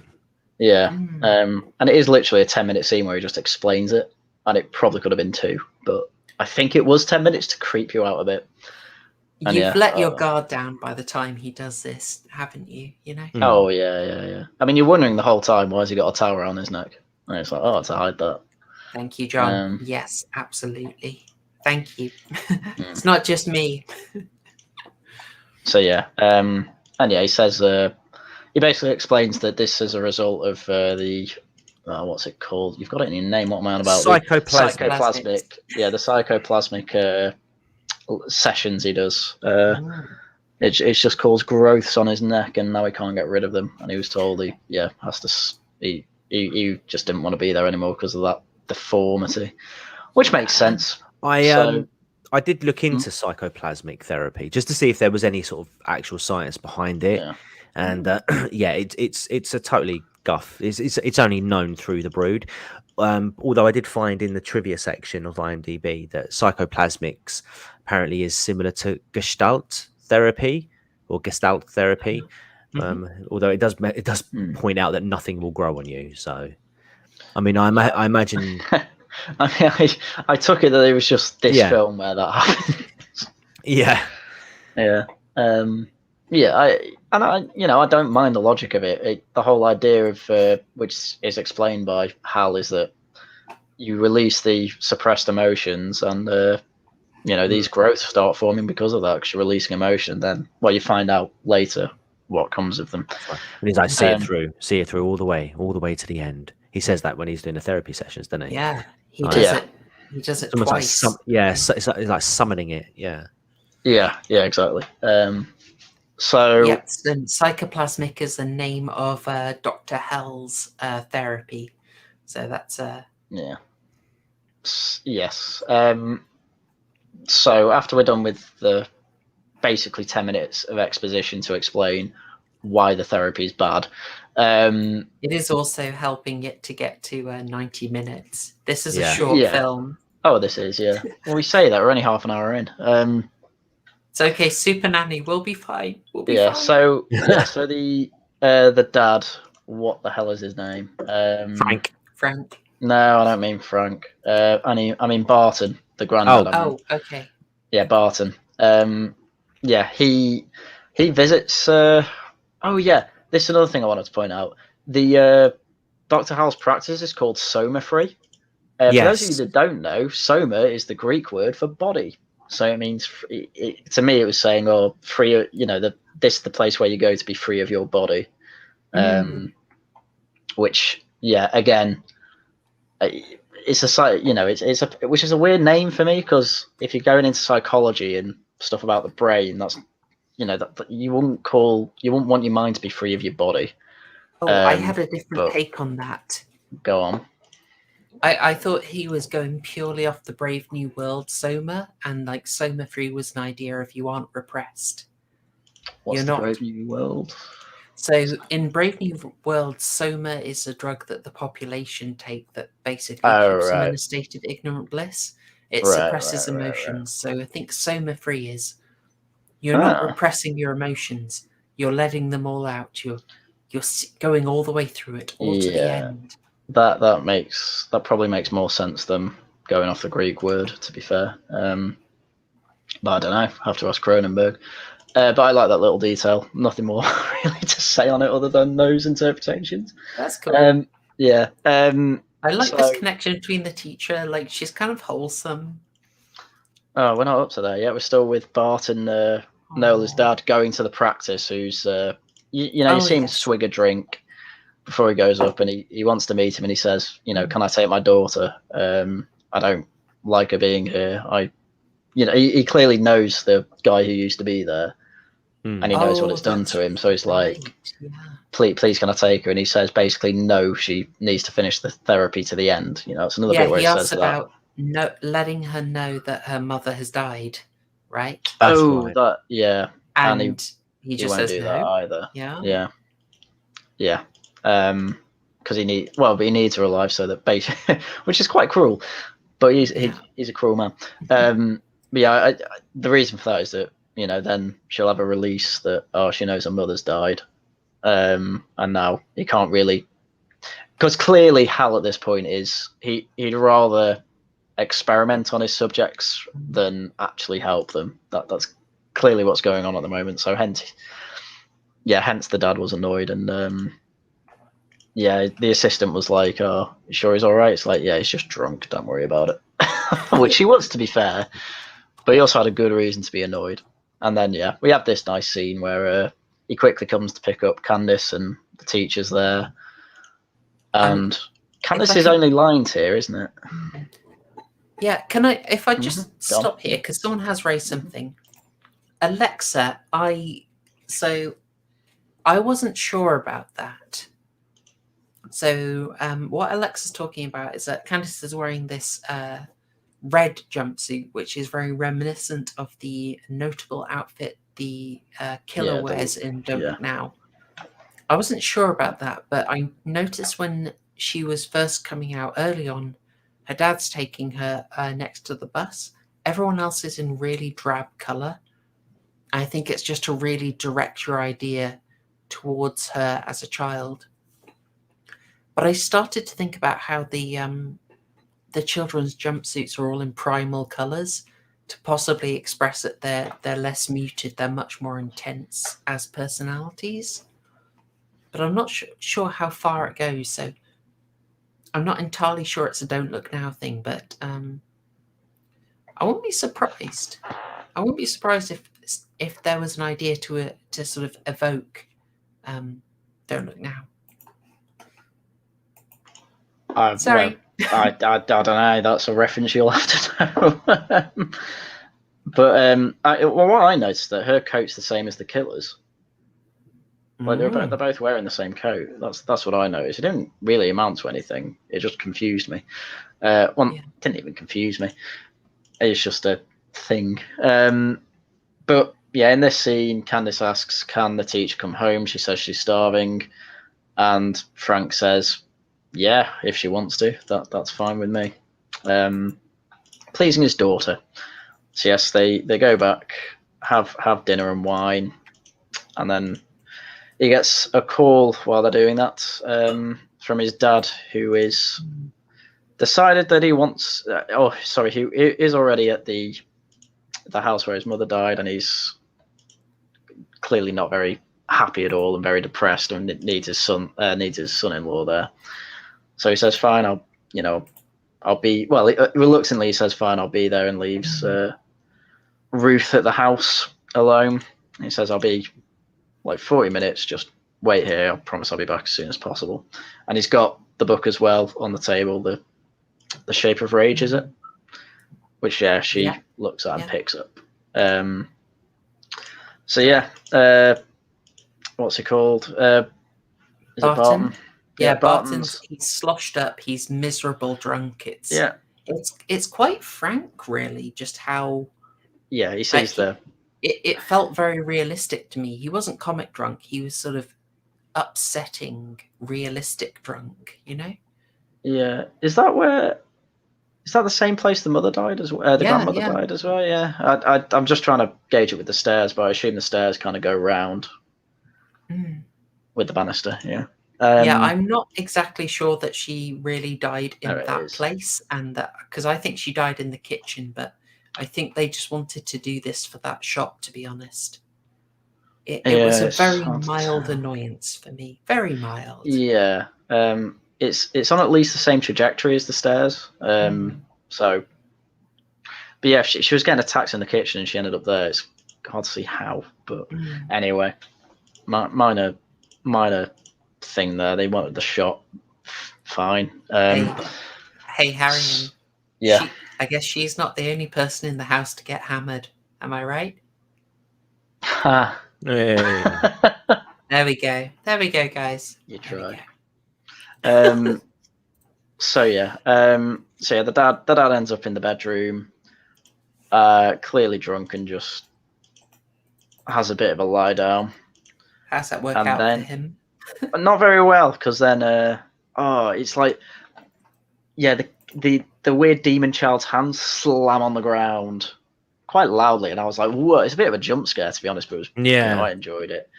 And then he crawls out like not quite how a human would do it, and then picks up the two glass ornament things and just starts smashing Barton's head in with it, basically. To which then Frank arrives, too late, of course, sees the dead body with one orb covered in blood there, gives it a look, clearly he's dead, and he's like, "Oh, I've lost another, I can't believe it." And then he looks around again and sees in the mirror the little demon child thing. And this it's the one thing I wish they didn't put it. He like throws the orb and it goes straight through the wall. And that's the only time that these things show super strength. Yeah, it's a bit weird, isn't it? I wasn't a fan of that. Yeah, I wish it just I wish it didn't go straight through. If it like made a bit of a dent, that would have been better. But yeah, I was like, oh, these things are super strong then. And then they're not again. But he chases it through the house. There's a bit of a scene where he looks around the house, tries to look at hiding places, doesn't see it. Turns out it's on top of the cupboards. Then it tries to attack him, and it's like it has a stroke when it does that because it just starts dying. And dying in just like a very light bathroom as well. Like there's no like skulky shadows and darkness. It's just bright, which is quite interesting. Yeah, you get a good look at the face, and it's horrible. So yeah, he obviously goes to the police about it, and they're like, "Oh, we didn't think of looking for a child. Like you had child hand marks on the banister. You know, oh, sorry, it's caused the death of your mother and father-in-law." And then you cut to Ruth. She gets a call. She picks it up. Frank gets a call at his house, but Ruth's there. She picks it up, and it's Nola on the phone because they've kept the phone in an isolation booth because idiots. And yeah, she picks it up, and you know, she says, "Oh, Frank," and she says, "No, this is Ruth, whatever." And she instantly says, "But oh, from my daughter's school," and she says, "Yeah, that's right. Do you want to talk to Frank?" She says, and then she just starts hurling abuse down the phone, calling her a bitch. Are you having your own private parents' evening? So, mate. Oh, yeah. Own PTA meeting or some personal PTA meeting or something. Are you having your own personal PTA meeting? So, yeah, she instantly just puts the phone down. Phone starts ringing again. She just puts a pillow over it and ignores it. Yeah. She doesn't want to get abused by, a mentalist. Fair enough. Yeah. So, then Frank drives to the hospital to get this autopsy scene. And this is one of those scenes I love in films. It tells you everything you need to know in a way that makes sense. So, go ahead. Before we get onto this, I just when you said earlier about how you have the therapy scene that lets you know basically exactly what's going on. Yeah. I was thinking for a bit like, oh, this abuse by phone is kind of a bit unnecessary. Like the potential of a creepy phone call is well known in horror, but did they need to do it? It's a bit like the brilliant When a Stranger Calls, and then I was like, oh no, now I know why they had to do that. Yeah, there was one reason they needed the phone call, and that's so that Ruth dies. It's so that Nola knows about Ruth and then gets annoyed at it and calls the rest of the film. We're in spoiler territory, people. You know. Anyway, sorry, Harry, and you were going to talk about this wonderful scene. Yes, I like this. Because this whole scene is basically, you've got this doctor here inspecting it, giving you everything you need to know about this kid, like how its mechanics work. So, it's deformed, he says, it's not got genitals, it's not got a belly button either, which they notice at the end, and it's like, well, this wasn't born by the normal human way. And so he says as well, like, why did it die? Because I was like, yeah, why is this thing having a stroke? And he basically says that between its shoulder blades, it's got this like biological tank almost. Yeah, it's like a sack. And apparently that's full of gas, and that's almost like it's kind of fuel. So basically when that sack runs out, it just dies. Also, it said he only sees in black and white. Yeah. And I found that odd. I was like, what's that? Did you get why they said that? No. Go on. I'm curious. So it's just very symbolic. It only sees in black and white. So it's deontologic. It has no subtlety. It's just pure friend-enemy distinction, you might say. Right. So the creatures, if they think you're bad, they're instantly out to kill you. There's no gradation. So that's why he says they think in black and white. They see in black and white. No, that's a very good point that I missed again. And again, this is what I like. Why do they put it in the film? Well, to make the theme. But is it bad for the plot in any way? No, it's just a bit. It's better if it was a bit that, had knock-on effects. That would make it even better. But this is the type of stuff I like. So yeah, I just like this whole scene. I think there might be a little knock-on effect about the gas that's in between their shoulders. So I thought that was a little bit weird, but then I noticed in the end, when they're getting killed, they're generally getting shot right between the back. Yeah, and it's blowing up. Yeah, but that's possibly a big reach. I'm not super sure about that. I don't know if I think that's a fair point to make. Because I thought, wow, those exit wounds are massive. But no, you're right, they do. It's specifically said between the shoulder blades as well, and that's why they blow up. Yeah. No, that's a good point. So yeah, spoiler for that. but yeah, I like that. I like that scene. Very literate. Very literate. Yeah. So yeah, they find out that basically these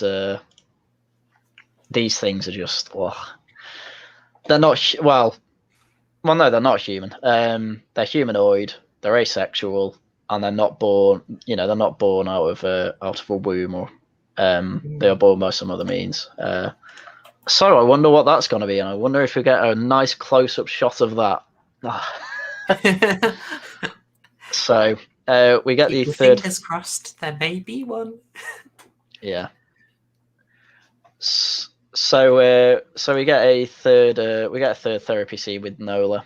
And is this where she's talking about a marriage? I think so. I didn't get a screen cap of this one. No. Yeah, she's talking about a marriage at this point, and yeah, they start talking about Mrs. Meyer. Yeah, she's talking about I feel like he's going away from me, and I feel like it's I think she tries to blame it on him a bit, but yeah, because he's not waiting for her because he's being too distracted by by teachers basically. Yeah, which he's like he should be focused on me because otherwise he would wait for me. He would be waiting for me if it wasn't for her. Yeah, exactly. Yeah, I don't know why I've not remembered it. I really like the therapy scenes, but I don't remember the dialogue too well from it, unfortunately. And this film, for some reason, on Amazon, it doesn't have subtitles, so I can't cheat. Okay. The one that really stuck with me was just the "It's Daddy" one.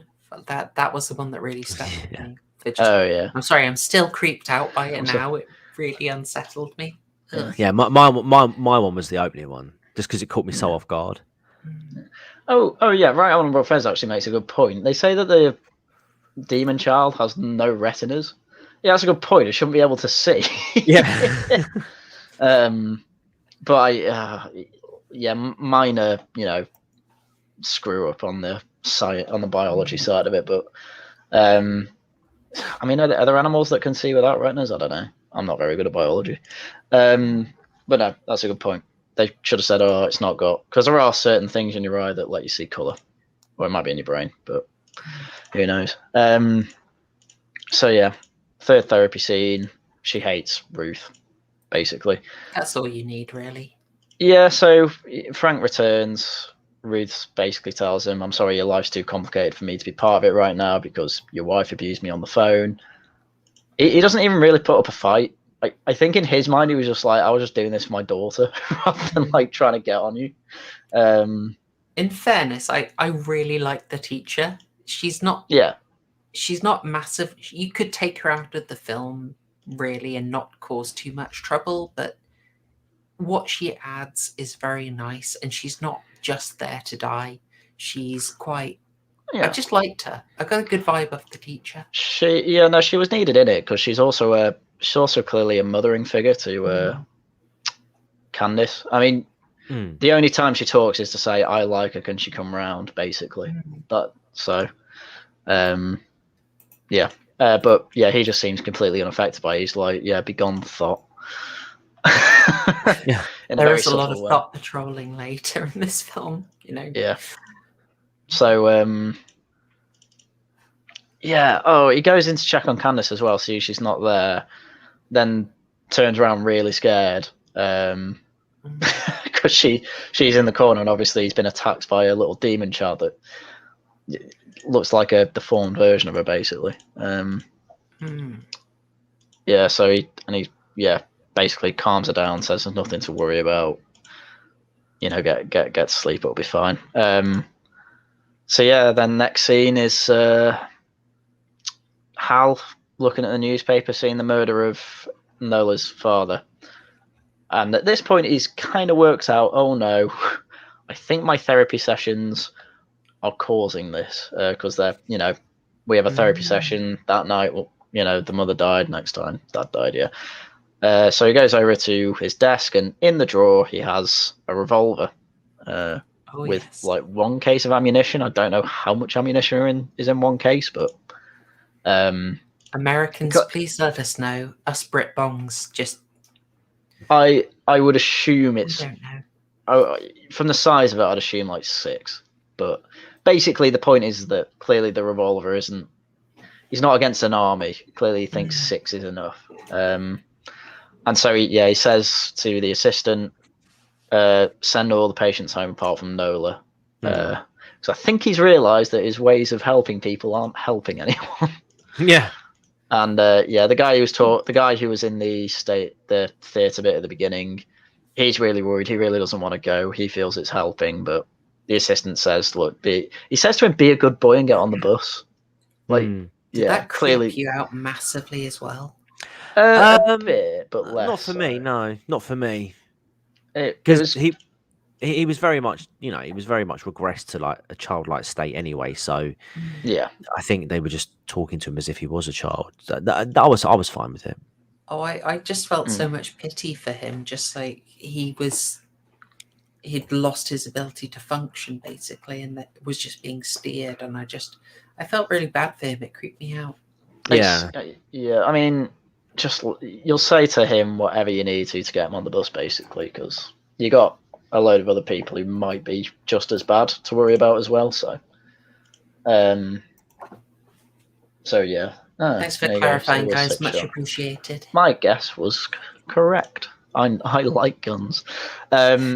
So yeah, I think Frank hears the news about this, so goes back to the hospice to basically see one of the patients there, Mike, to find out what's going on there. And I think he gives a bit of information specifically about his wife, saying, she's actually in isolation completely. Yeah. The rest of us aren't allowed to see her. It's just weird, basically. He says, I think he uses the term like, "Oh, he's a special case or a queen bee." Yes, I think he does that. Yeah, and it's very important that he calls her a queen bee. Yeah, and he mentions as well, like, he looks after some disturbed kids in the attic as well. That's right. So, but in exchange for the information, you have this guy. I'm sorry, I can't remember. I know he looks like one of the wet bandits, but it's Mike. Mike, thank you. Yeah. Him basically trying to bargain and just say, "Look, you'll have to be daddy." Oh yeah. It's a kind of thing that if you haven't invested, if Cronenberg hasn't managed to get you connected, it would be a bit narmy. It would be a bit like The Room. But at this point in the film, it worked for me, and I was feeling sad for Mike, but also that disturbed me. Well, it was the bit, when he's like, "Oh, be my daddy. I'll let you cut me.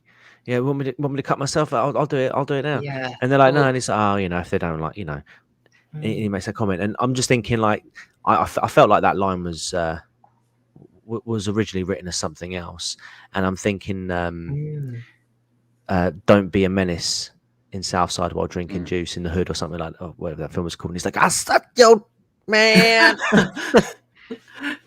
Be my daddy, I suck your D, man. I haven't seen that. It's on Netflix. Okay. Is it as good as Scary Movie? Yeah, it's the Wyoming Brothers, so it is pretty good. They do a good job. I'm tempted, yeah. Like, so I just found it was brave to take the film into this sort of unsettling territory. Yeah, because you're also showing that clearly the therapy isn't helping. That this guy seems to be regressing, as does Nola. It's almost like he's playing into their fantasies by doing his role playing stuff, which doesn't seem to be healthy for anyone. Which I think is an interesting thing. I don't know how much Cronenberg actually knows about therapy, but because I have to say I've read obviously Jordan Peterson's 2 books, the 2 Rules for Life ones. And he never, ever says in any of his stories about his patients that they do role-playing. I've never seen him say that. So I don't know if it's actually an uncommon practice, and I don't know if it's actually not helpful. But Gestalt therapy. Again, I don't think about it, but that's... If I just bring that up. It's a humanistic, holistic, person-centered form of psychotherapy that is focused on a person's present life and challenges rather than delving into past experiences. This approach stresses the importance of understanding the context of a person's life and taking responsibility rather than placing blame. It doesn't look. So rather than talking about a client's critical parent, a Gestalt therapist might ask the client to imagine the parent is present. So so essentially role playing. Yeah. Or that the therapist is the parent. Yeah. So. And as that says, it's that's to get context of what the issue might actually be. Whereas in this, it's just he's doing it to get them to release their emotions, which is a completely different reason. So, and it's clearly not helping. It's got interesting, this scene, I have to say. Enjoyed it. Yeah, and those emotions are released very, very soon after, aren't they? They certainly are. In one of the it's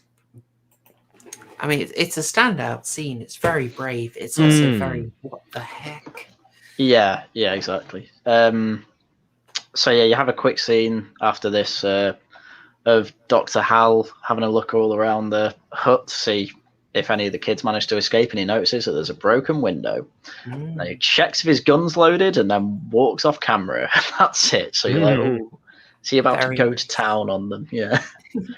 He checks in a really cool way as well. Like, I just love that he just swings it open, checks, and then just pushes it back up and spins it. I'm like, oh, that is cool.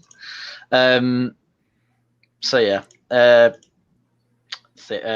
is dropped off at school, and then we get this strange scene. There's a woman as well who talks to Frank just before this scene as well, but outside the school, but I can't remember what that's about.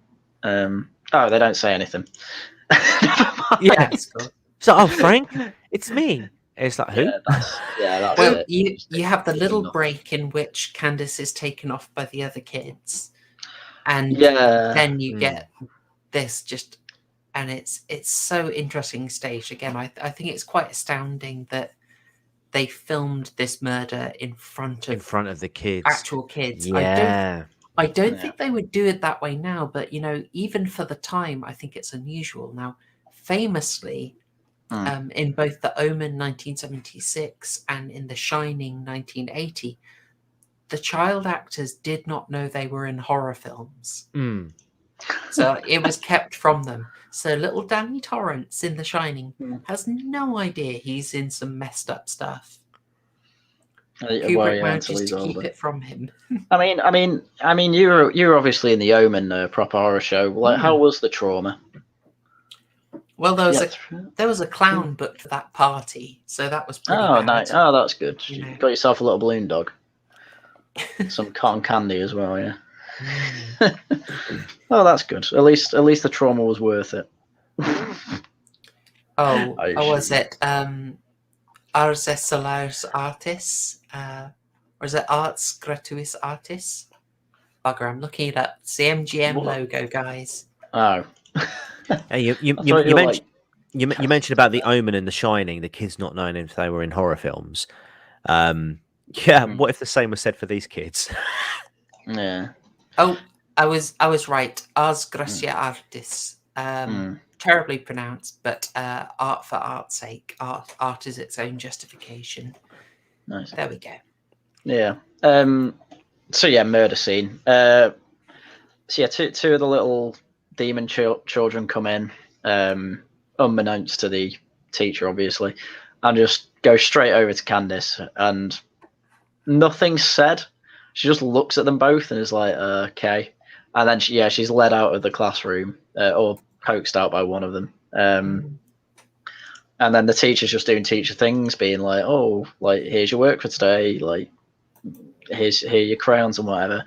While the two little kids pick up wooden mallets for, like, slamming blocks into, like, square holes and whatever. Yeah. So, Ruth turns around, sees them, and is a bit disgusted, and is like, what the hell are you two? And there's a really awkward pause, and then one of them just grabs her, and the other goes up on the table and grabs her neck, and they just start beating her with these wooden hammers. Yeah. And I'm like, how much would that actually be doing? Yeah, it's not flawless. I I don't know what limits they had. I think possibly. Yeah. I'm going to sound very twisted, but I think to sell this, because the actual action in this, for as much as I really, really liked this film, they didn't completely sell me on the threat of the kids in this scene. So sounding like a bit of a sick puppy, I would have probably gone for something like use some sharp classroom objects. So maybe like the little a pencil would do. Just show them sharpening pencils. That would literally do. You get someone stabbed through the ankle with a pencil in Evil Dead. You could replicate that. Yeah. What's the little thing that you draw a circle with? Protract a compass. Compass, thank you. Technically, a pair of compasses. Something like one of them puts a compass through her ankle to get her down, and then the other gets a pair of scissors. Something like that I would have probably gone with a bit more. Sorry to sound like a sick puppy there, folks. I just thought it would have sold that a bit better. Here you go. Is another little tidbit. One of the creatures, or that's what they call them in the credits, was a Felix Sela. He was born on the 11th of January 1937. He actually died this year, April 16th. But he would have been 42 at the time this scene was filmed. Wow, so they're not really kids. I know, right? Do you reckon Mrs. Horrorshow could act as one of these kids? I think Mitch could. She's about the right. I reckon Mitch could. Savage dissing of waifu. Everyone knows that Mitch is a midget. I like horror wife. I'm joking. Don't hunt me down. All right. So, should we talk about the creature design while we're here, just because we got a good shot of them. What do you take? What's your take on the creature face design there, TCG? Yeah, a bit uncanny valley. Yeah, not overly. I'm not overly disturbed by it. Just look, you can tell it's makeup molded. Yeah, but I think the idea is you're not really meant to be seeing them too quickly, and they're supposed to be moving, so you're not really getting clean shots of the faces, I suppose. Exactly. I think it's a right sign of like a subtle deformity, enough to, exactly as you say, go uncanny valley. Like, don't make them little demon creatures, just make them children, but a bit wrong. Yeah, sorry, I suppose it's enough for you to sort of, if you saw them like the teacher does, and like everyone else who's fallen victim to them, you sort of stop, you sort of turn, and you're like, what? Before boom. Yeah, and as you say, they're not in shot extended for quite a while, so it's a very good decision. I like that design. Like, they're clearly supposed to be human, but at the same time, no, as you say, uncanny valley. Well, not even uncanny, just obviously deformed. While she's on the floor and being beaten by wooden mallets, which don't get, it'd hurt. I just don't know if it'd kill her. Especially because a kid runs out pretty much straight away, or 5 seconds into it, and gets Frank and the woman straight away. Which that's why the woman was talking to him. Just they're having a conversation outside. Did you hear what he was saying? He was like, "The bastards are killing her. The bastards are killing her." Like, did he say bastards? I thought, repeatedly. Yeah, he wasn't the greatest child actor. It was a bit uncanny. Yeah, I didn't realize he said bastards. Yeah, he was like, "Oh my god, like, you have to go in there. They're attacking Miss May." And then like he turns around to the woman as Frank's running in. You just hear him in the background. The bastards are killing her. The bastards are killing her. Yeah. So, but I mean, how long was she being attacked by wooden mallets? Like... Right. That's one thing I was going to say with this as well. But the killings that take place, all three of them, not just this one, but don't you find that they're quite prolonged attacks, aren't they? They're not just sort of one and done. This was the shortest. This is why I was annoyed by the orb going through the glass going through the wall, because it was like, it's making out, they're actually really strong, but then the rest of the time, like, they're they're preying on two drunk old people who are, a child probably could take on. Yeah. And then this I'd watch that. Yeah, this one's a female teacher being taken down by two of the kids. Which is probably true. Yeah, and it's just hit by wooden mallets. I'm like, because she is really messed up after it, and they've had time to escape. It is quite savage, and there's a lot of like an animal struggle here. Like she's very panicked. I don't like that. Yeah, so did I. It wasn't. It wasn't. The thing about choreography and stuff like that back in like the 60s, 70s, and well, I suppose even the 80s to a degree. It wasn't exactly the most widely practiced thing in cinema at the time. So a lot of the things that you sort of see are just sort of are on the fly, which is why it looks so messy. I mean, I like that. I thought the choreography was fine. I just think the weapon needed to be better. Yeah. That was my. They had kids on set, Harry, and they couldn't just Oh bollocks to that! Get machetes. Well, I mean, just thank your lucky stars that Alec Baldwin wasn't in this film. Oh, true. Oh no. Rest in peppers. Do you reckon this gun had real bullets in? Wow. I saved this screenshot because basically there's been a quick run. Frank's covered the body up, and then he's basically doesn't bother talking to any police. He just goes straight to try and get Candy's back. I got this screenshot because I just wondered, is Oliver Reed absolutely smashed in this scene? I thought this throughout the film. I was just constantly questioning whether he'd had a few. I mean, the geezer's got. I mean, I found quite low energy in some of the scenes, but in a powerful way, if that makes sense. Like he didn't need his presence alone sort of just sold the scenes for me. Like he didn't need to be flamboyant and extravagant. You could just he was like, I'm Oliver Reed, bitch. I know. Yeah, like genuinely Chad energy on this. Big Chad energy on Oliver Reed. Like even when he turns around in this scene, it's just like, I've got a gun, Frank. It's just like, okay. Yes, Fez. He looks cool. He looks absolutely boss. I like it. It's got some real style there. Yeah. So as we said, he covers her face and he notices Candace is gone, so he runs outside, doesn't see her, and then he's worried. And then we cut to I think the final therapy scene, although it's not really therapy. Nola's now in kind of it's just like a white. I struggle to call it a dress. It's more of a gown. Not fancy, but quite basic. And to me, it looks like it's almost like hospital clothes, but a bit fancier. And she's woken up by Hal, and he says, what's wrong? She says, I was having a wonderful dream that my daughter and Frank were coming back. And then he asks, what about Ruth? Was she in the dream? And she says, no, I don't remember. And he says, well, let's talk about her. And she just says, I'm not threatened by her anymore.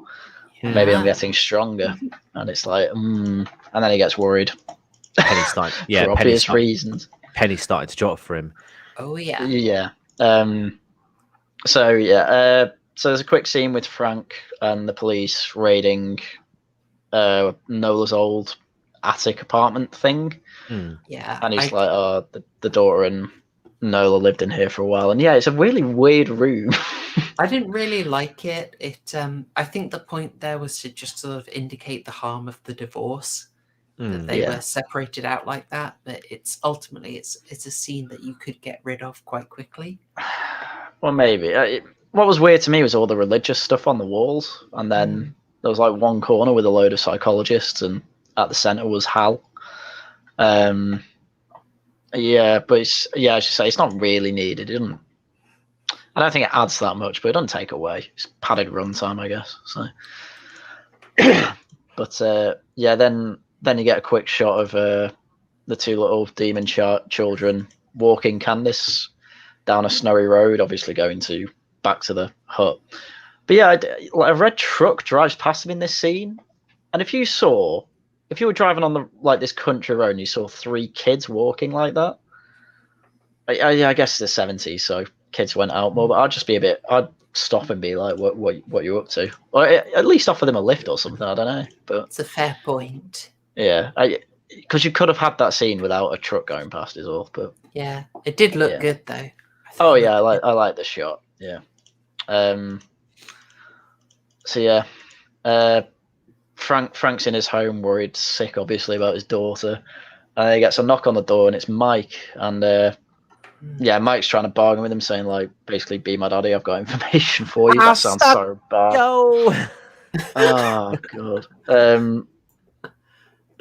So Frank's just like, nah, no more of this. Like, you just threaten, but doesn't even threaten him. Just grabs the side of his head and almost like idiot sandwich mode, and is like, "Oh, tell me what it is you know." And I think he basically says, "Oh, he's, oh no," he basically explains at that point, "Oh, you know your wife's looking after kids." Yeah, like they're your wife's kids. He's like, "What?" He doesn't really question it, and he just goes straight out the house, which like you can tell the state of mind he's in, that he runs out the house, doesn't close the door properly, and leaves a complete lunatic in the house. Which I kind of like that. Like he's got higher priorities than whether he gets robbed or not. Yeah, you get the urgency. Yeah, I mean we're basically into the climax at this point. So he runs to the hut, which I don't know how he knows where it is because it's off site. He might follow footprints, I guess, but doesn't look like he does. But he finds the hut anyway. Looks around it, tries to look in the window. Dr. Hal comes out and he threatens him, saying like, where's my wife and daughter? And well, no, he doesn't care about his wife. Where's my daughter? And he just pushes him off. It's not really a fight. And he says, I have no idea where your daughter is, basically. Yeah, I really like this because I was all set up for, oh gosh, it's big evil Dr. Hell. Yeah. And it's like, nope, they pivot on that. Actually, he's sort of trapped by his situation, and I think it's quite a successful pivot. I thought it worked for me. It worked for me. Yeah, because you kind of almost expect him to be aware of what's going on, and like leading it on, but it's just coincidental. I think it's just coincidental. Like, because he even says like I was skeptical about everything, but because I think he mentions that Frank mentions that Mrs. Meyer's dead, and it's at that point he's like, oh my god, this is actually happening. And he's like, I was skeptical about it, but now you said that, I'm convinced there's something going on with because Nola and because can we talk about some really interesting subtext here, some irony? Go on. Right, he's a psychiatrist. He's meant to help, and his whole thing is help people express and unpack their emotions, right? Yeah. Mm-hmm. And he's created his own little issue, which he's basically locked away up in the attic. Yeah. He's AKA, like, he's a psychiatrist. He's not living by his own code. He's just locked his own issues away instead of dealing with them. And now he has to go and deal with them. I just thought that's a sly little bit of irony. That is some good stuff, David. Yeah, I can see what you mean, Definitely intentional. I like that. This is when I like talking about the theme. So when they're having the conversation, I guess you could call it, it's like, oh, where's the daughter? She says, actually, he threatens him with a gun first because he's like, I'll go, I'm going to find my daughter. She's got to be around here somewhere. And he says, no, I've got a gun. Now you do what I say. Violence, the supreme authority from which all other authorities derive. Based on Radcheck build. So at that point, it's less of a threat of like, I'm going to kill you. He's like, right, let's negotiate. You want to find your daughter. You think they've taken her, and that makes sense because your daughter's missing from the classroom. She's the only kid missing from the classroom, and they've just, done their third. There's a pattern. There's your third murder. So he says, right, they've probably taken her. They live in the attic. So right, the way they work, and he's clearly understood this at this point.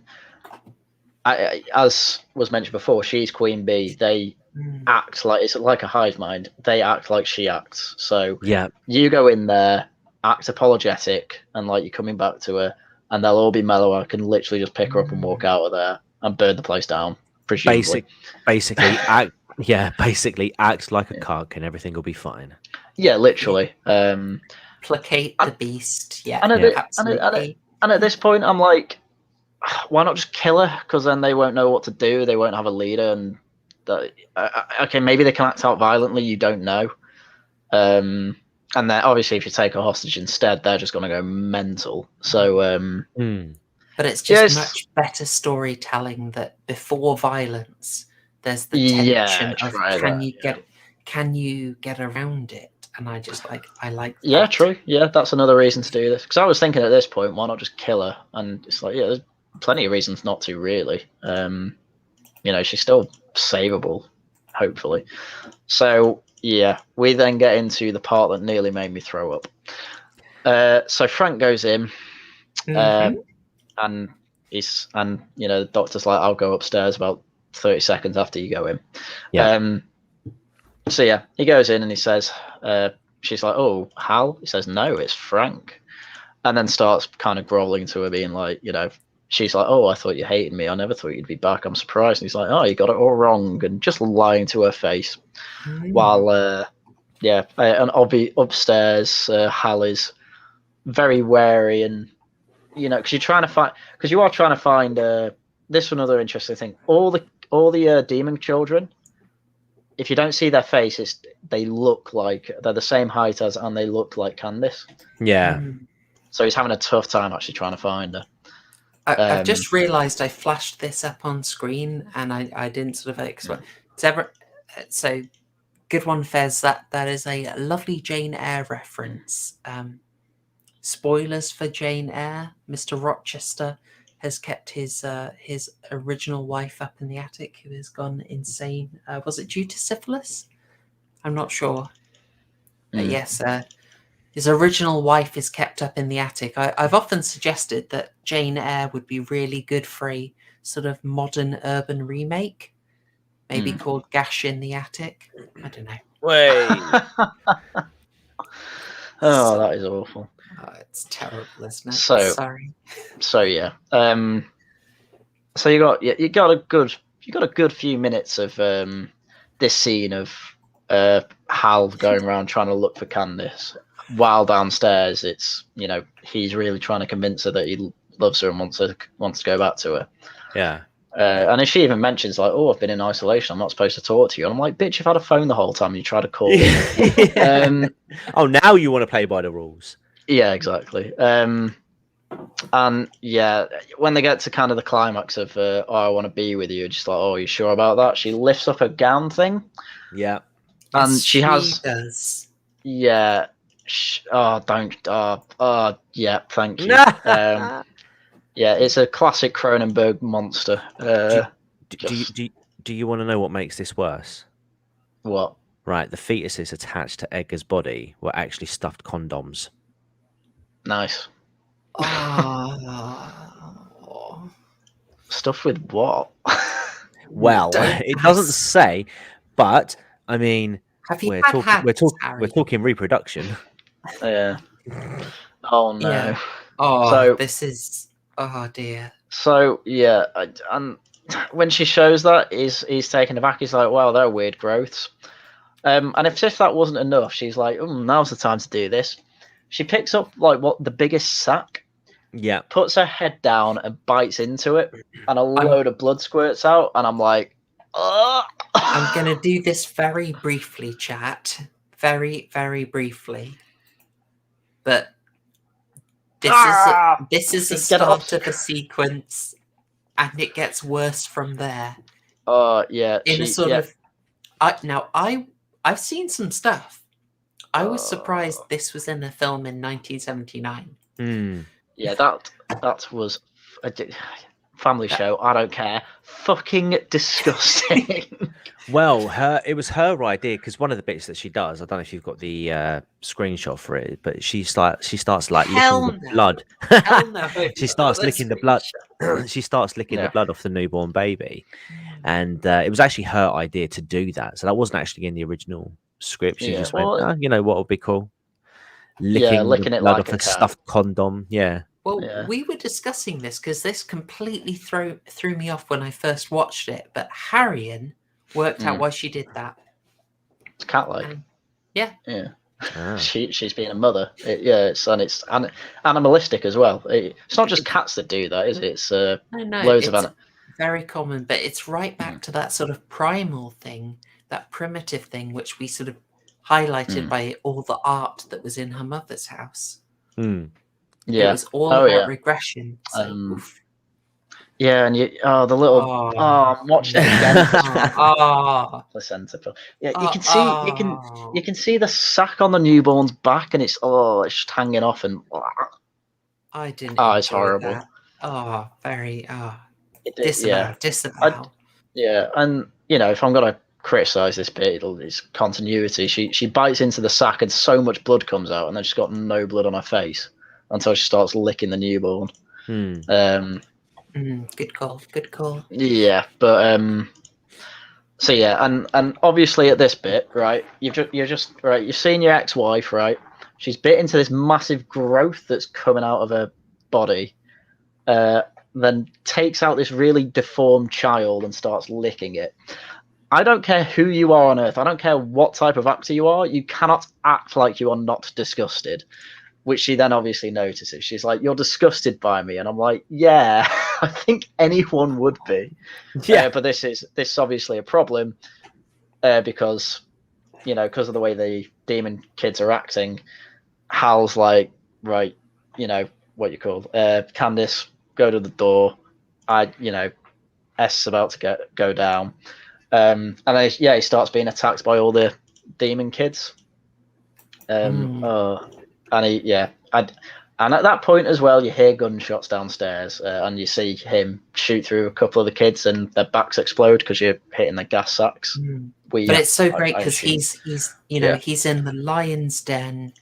Oh yeah, they're just it's like, can he get out? But they activate, and they just kind of it's this feeling of like this great man, this big man, but he's going to be swarmed and overwhelmed, and it feels.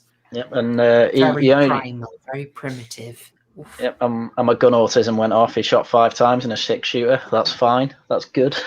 But yeah, he just gets overwhelmed by the kids. And again, all I could think of was another Rick and Morty bit where it's the evil Rick episode where all the Mortys escape and just go straight to him and start beating him. He's just like, "Yeah, hit me with your best shot. Show me what you got, you little bastards." That's all I could think.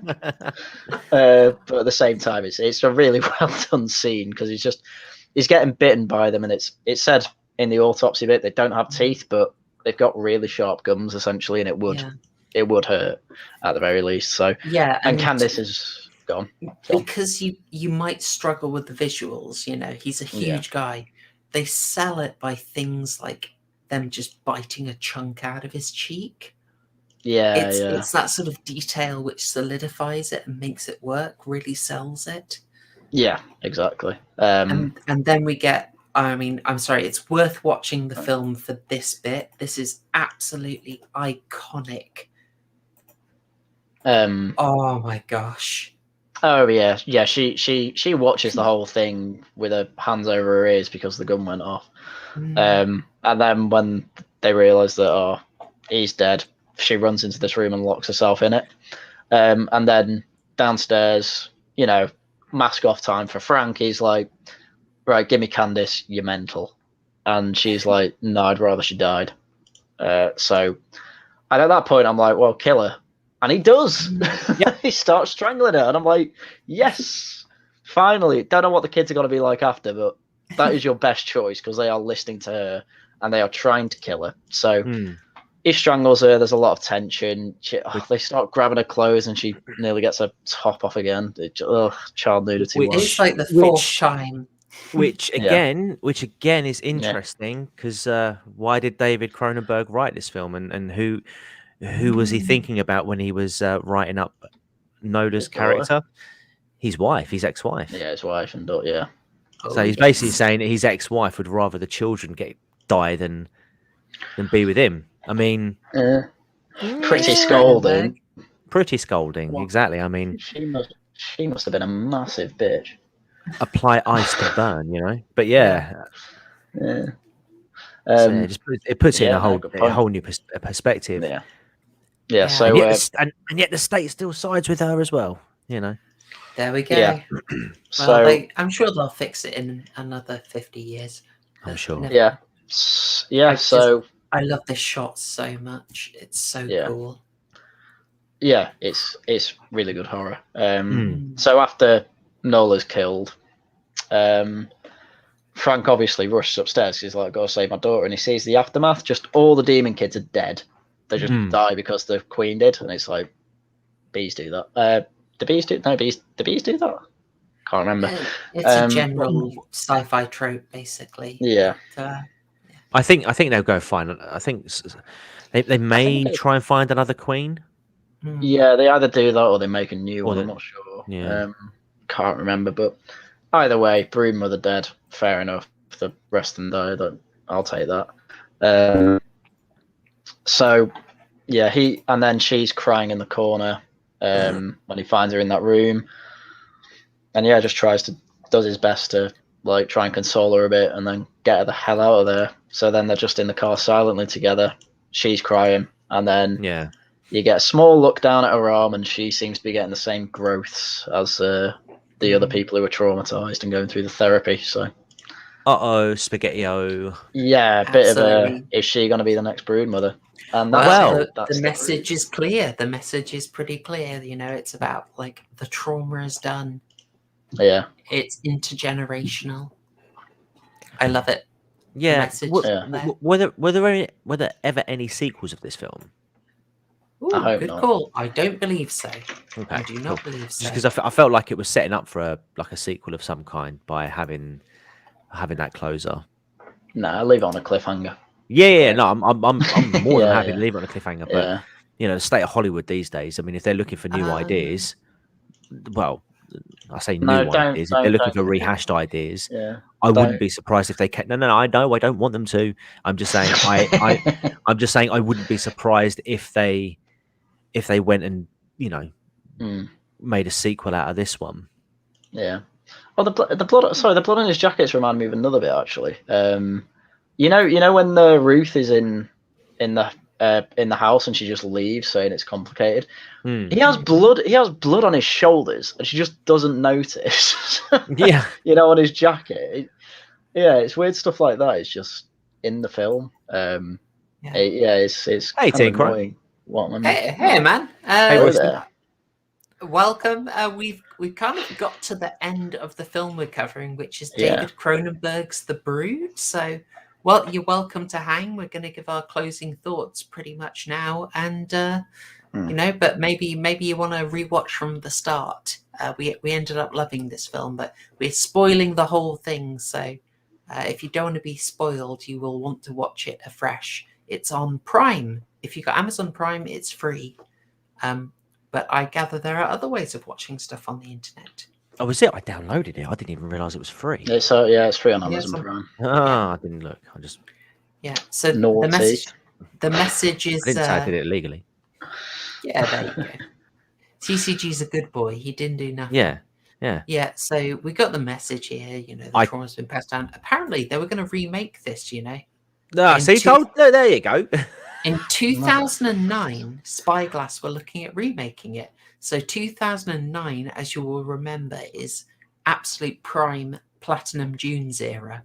But the project didn't go anywhere. So good. Probably good. I don't think they'd do it right. Oh, definitely not, no. So, oh man, I love this stuff. Great. I loved it. I thought there was some... It took me a while to get into it, but there were some really good disturbing bits, and it's got an intelligent bit of commentary, some great symbolism. this is good. Yeah. Closing thoughts then? Oh, hello, Mergoot. Plenty of places to do it. Yeah, really good stuff. Well, yeah. Shall we do it? Shall we go for closing thoughts? And guys, let's get your scores as well. Let's get your scores out of 12. I want to see all your burger scores as if they were demon children popping out of meat sacks on. Yeah, a whole brood of burgers coming out, guys. There's no way there's not lots of ketchup on these burgers. With old cheese sacks. I'm gonna lick all the ketchup off these burgers, bruh. Oh god, it was disgusting. May I remind you? Just no. David Cronenberg knows how to do an image. Just what can I say? He knows how to do an image. Shall we go with TCG on your fabulous and much welcome return? What's your sort of closing thoughts? I was very impressed by it. I must admit, I'm normally a bit iffy on sort of like older films, but yeah, I have to say, I mean, as soon as it opened up with Oliver Reed, I was like, yeah, I'm hooked. I'm hooked. And I did give it 2 watches as well before tonight's stream, because I wanted to make sure that I sort of, understood it. Because the first time I sort of missed a couple of bits because obviously I was doing other bits. But yeah, I really enjoyed this film. I really enjoyed it. Easily a solid 9 out of 12. Oh, there you go. Like Mergu said, 9 out of 12. If we're using cheese by measurement of cheesiness, then I wouldn't have it. I mean, it was a film that took itself very seriously, especially Oliver Reed. Except when he's running around naked, getting arrested. Yeah. So I suppose you can get 1 slice of cheese for extracurricular activities in that regard. But lots of ketchup, lots of bacon. It was a solid film. I like I say, I really surprised myself by how much I enjoyed it. Solid story. The children, the child actors, Candice. Yeah, she was all right. She did a solid job. The kids in the classroom death scene, when they were just sort of standing around I think some of them looked genuinely shocked by what they were seeing. It's not something that I've personally seen when watching horror films, because I know they try and keep kids away from the horror side of things, like you mentioned earlier with the Shining, for example. So it was quite interesting to see them just actually like have them directly involved and witnessing that. So yeah, it pushed boundaries. The visual, like the makeup effects towards the end were grim, horrific, and I bloody loved it. So yeah, 9 out of 12. Very nice, very nice. I concur with that. And Haryan, would you like to give your score and closing thoughts? I don't think it's any of your business. Quite frankly, I don't. What's that clip from, by the way? They are 10 cats. Peter Seneferovich, when he's in Dictionary Corner and he's asked, "Oh, do you like word games, Peter?" Well, to be honest, Jimmy, I don't think that's any of your business. I was in stitches when I first heard that, but yes, of course, I will go through my closing thoughts. So let me just cough. So, The Brood. I think it's a very good introduction to Cronenberg for me. Story threads all had really good through lines through it. Everything connected up with each other. There was stuff in the film where, that I point out that they missed, like, no one mentions the child blood handprints on the banisters from the police. Like, they're pretty obvious to see. In isolation, you still have a phone for some reason. You just trusted not to use it. Stuff like that does bring it down a bit, but generally, I'm really happy with the rest of it and really like it. And I really like all the different mysteries and the little, here's another mystery bone for you. See if you can work it all out together. And clearly you can work out, Dr. Howell's doing something. What is it? Okay, he's got Nola keeping there. Clearly, is he in on her with it? And you make these assumptions that he's in on her with it. He doesn't care that she's killing people. He just wants to get to the end of the experiment. And really, no, it's just he is literally just misunderstanding what's going on, and he actually does want to help, which does subvert expectations. But it completely fits with the rest of the film, so it did that really well as well. So, I think giving it an 8's too harsh. So I will give it a 9 out of 12 burgers with no cheese, because this took itself seriously and was excellent. Excellently executed. So there you go, 9 out of 12. All right. So I was hugely wrong. That crime guy I sent you out on Discord. Go on, let's do the prediction. Rightio. Okay, so righty, prediction for Haryan. Haryan will wonder why the police don't get involved in shutting down the psychoplasmics facility. He'll probably appreciate how linear the plot is, so you were right about that, but will wonder exactly what Oliver Reed's character is meant to be up to. He'll struggle with the tone of the movie. It will be a bit hard to connect to, as it's quite aged. He will, however, be won over by the creepy ending and the deformed children swarming. The grisly, bombastic fetus stuff will likely be a bit too silly for him, just showing off the effect. Massively wrong. Oh, yeah. What was the score? Wait, I'm not finished yet. Ultimately, as it's a story about the importance of family and patrolling moids, he'll be moderately positive. he'll be. I'm just going to say thoughts. He'll be moderately positive. 5 out of 12. Not bad, but not for him. Ooh woo. How many times do I have to keep telling you theme doesn't affect my score? I'm so pleased to be completely wrong. I thought you would just like struggle to connect to it, but I'm so happy. I predicted very conservatively for Carrie as well. I thought you would. I should have learned from that. You're on board. You do absolutely fine. Sort of connecting to the 70s stuff, even though it's aged. You just I mean, I'm happy to be wrong. I mean, we've done 2 70s films before this, and I didn't give either of them below a 9. Yeah. No, I'm happy to be completely wrong. I'm very glad you liked it. Yeah, I'd recommend it, definitely. Yeah, as for me, I wouldn't say it's the best Cronenberg, but it's a very impressive start. If people like this, I would strongly recommend going for Videodrome, going for Existenz. And if you're really liking it, you want to be completist, try the pretty underrated To Die For. Actually, hold off. I don't think that was actually a David Cronenberg film. I think it was a Gus Van Sant film, and David Cronenberg had a cameo. So ignore that. Dodgy memory. But Existenz, Videodrome, and Scanners as well. And of course, The Fly, really worth it. The difficulty of working with child-sized creatures sometimes does hurt it a little bit. And I'd adapt some of the staging. I'd want the children to be acting absolutely horrified during the classroom attack. These are nitpicks. There is great symbolism. There's mysteries to delve through. It really, at the end, it's not even fully spelling out what's going on, but it gives you enough if you've not followed that you can appreciate it.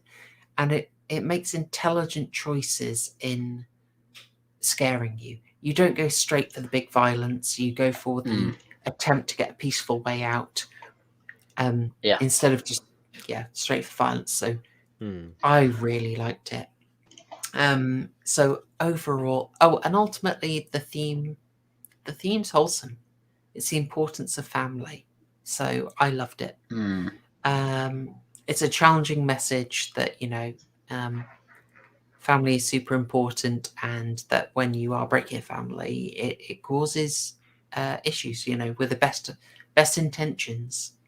So I like the pro-family theme that isn't also idyllic, because with Nola in the family, that's going to be difficult. So It's not idealistic, you know. Yeah, I just thought the Fast and Furious franchise did the family theme a bit better. Oh gosh. Oh God. You never let down family. All right. Scores. God, this just impressed me so much. I'm possibly I think a 9 is about right. There is room to improve. There's room to improve. As tight as it is, frankly, some things did run a little bit long and could have been snipped. So yeah, I think a 9 is fair. I'm also being asked for a verdict on the old-fashioned. It's good. Yellowstone is incredibly smooth. The notes are very light, and if it's got quite a caramel taste to it, so you're getting a really smooth bourbon. There's not much kick to it. So it's it's not a standard bottle, but it's a good one. I might switch up the bitters for it though, and maybe try something a little smokier than Angostura. So that's the old-fashioned verdict. But Yellowstone Park, good bourbon. All right, well, I think that is us for The Brood and the end of our 70s sci-fi horror arc. Yay. Yeah, Gamble's taken on 2 of the films, and I've really liked them. So, fantastic, Haryan, starting us on this theme. You're welcome. I should suggest more. Absolutely. Yeah. Now, we are having the audience choice next week, and there have been a few suggestions backstage. So I will put out a poll for people, and that should go out tomorrow. So get voting. There'll be a poll on YouTube, and there'll be a poll on my Twitter, which you can go to. There is the old Twitter. Follow me there and do your voting. It all helps. It's also the current Twitter. Oh yes. I'm so confused. Sorry. I'm so confused. All right. We'll put that poll up. And as for the arc next, we've got a little conundrum. I'm not sure we can fit in the Wrestlers and Horror next because of a slightly more involved thing we have to do. Okay. But Wrestlers in Horror is going to come because there's a heck of a lot there. There's a heck of a lot, and we've got good people lined up for it. But yeah, the main thing for me, vote on the audience choice when it comes out tomorrow. All right, and now over to Haryan TCG. Anything to shill, sir? Starting with Haryan.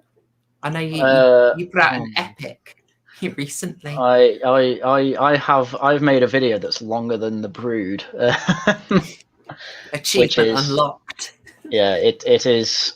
It could have been a live stream, but I prefer the fact that I did it as a video. But basically, the Serfs came out last week with a video on Gamergate, and it was just crazy. So I basically go through it, and I don't even source anything, so I couldn't be bothered. Because he didn't put any effort in sourcing anything. And he's like, oh, yeah, Gamergate led to Pizzagate, which led to QAnon, which led to Trump, which led to Bannon. And then at one point in the video, he's like, oh, if you think this is all linear, then you're wrong. It's just a web. And then in his recap of the whole thing, he's just like, yeah, it was linear. And I'm like, oh, you're an idiot. So I had to go through it, yeah. I didn't need any kind of evidence for anything I was saying, because he kept pulling the carpet out from under himself. So yeah, it's worth putting on the background. I really liked that you pointed out that he would make a statement about someone, so he'd slander someone. So I think it was Sargon you point out, and play a clip that didn't demonstrate his point, and not elaborate on it, and just okay. Yeah, I'm just like, you're insulting him. He's like, oh, Sargon doesn't do basic research, and then it shows Sargon giving the plot of Starship Troopers that is just correct. And I'm heavily researched by reading Starship Troopers, yes. Yeah, I'm like, it's crazy. Speaking of Starship Troopers, Knowing Better, a channel I kind of like, but he gives Tismy takes, gave He did a decent video on Starship Troopers up until the point he's like, oh, it's not fascist, but it kind of is. So I'm going to go through that. I might go through his conclusion on that video as well, because I think he's wrong, but there we go. So that might be here this week. I also might go through some certain Kenosha kid stuff this week. Yeah, see how it goes. Yeah, I always welcome more Starship Troopers content. And that's great. And TCG, how about yourself? So I've got a video that I'm working on at the moment, which I'm planning to get out next Friday, which will be the 2nd, I think it is. Is it the 3rd, I think. 3rd of December. So I'm aiming to have that out. That's we're going to be going to Florida for that one. But this Friday, we're going to be live streaming for the first time in like 3 months, I think. Oh, nice. Heck yeah! So we're going to Florida then as well. Nice. So I think Chloe, you're going to be on for that one, aren't you? I am around. I'm keen. I'm looking forward to it. Fantastic. Oh no, you are going to hate me. I can only do Laughing at the Guardian on Friday this week. So there might be disparity there. I'm so sorry. Well, if it's any consolation, that is a lot of competition for AA and his cigar stream. That's on Wednesdays now. Is it? Oh, who gives a shit? But the so I'm hoping to get a couple of guests on for that, because we're going to do a Laughing at the Florida Man stream part 2. So I want to get a little bit of a panel on. So we can, because obviously you were on the last one, so it was a similar format to that. Well, I'll get you guys. I'll get the panel to pick a number, and then we'll just have a bit of a laugh at the articles that present themselves. Yeah, I'm gonna just a bit of a chill stream. Obviously, it's been a bit of an exciting. Well, I say exciting, but it's been quite an eventful few weeks. So. I've obviously appreciate everyone who sent kind, messages to me. It's a nice easy stream to get back into it, isn't it? Yeah, and especially because I haven't done one in quite a while. It'd be quite cool just to sort of get back and just sort of interact with the audience a bit, especially. Because I haven't done that in quite a while. So that's what I'm going to be doing Friday around about 8 o'clock. But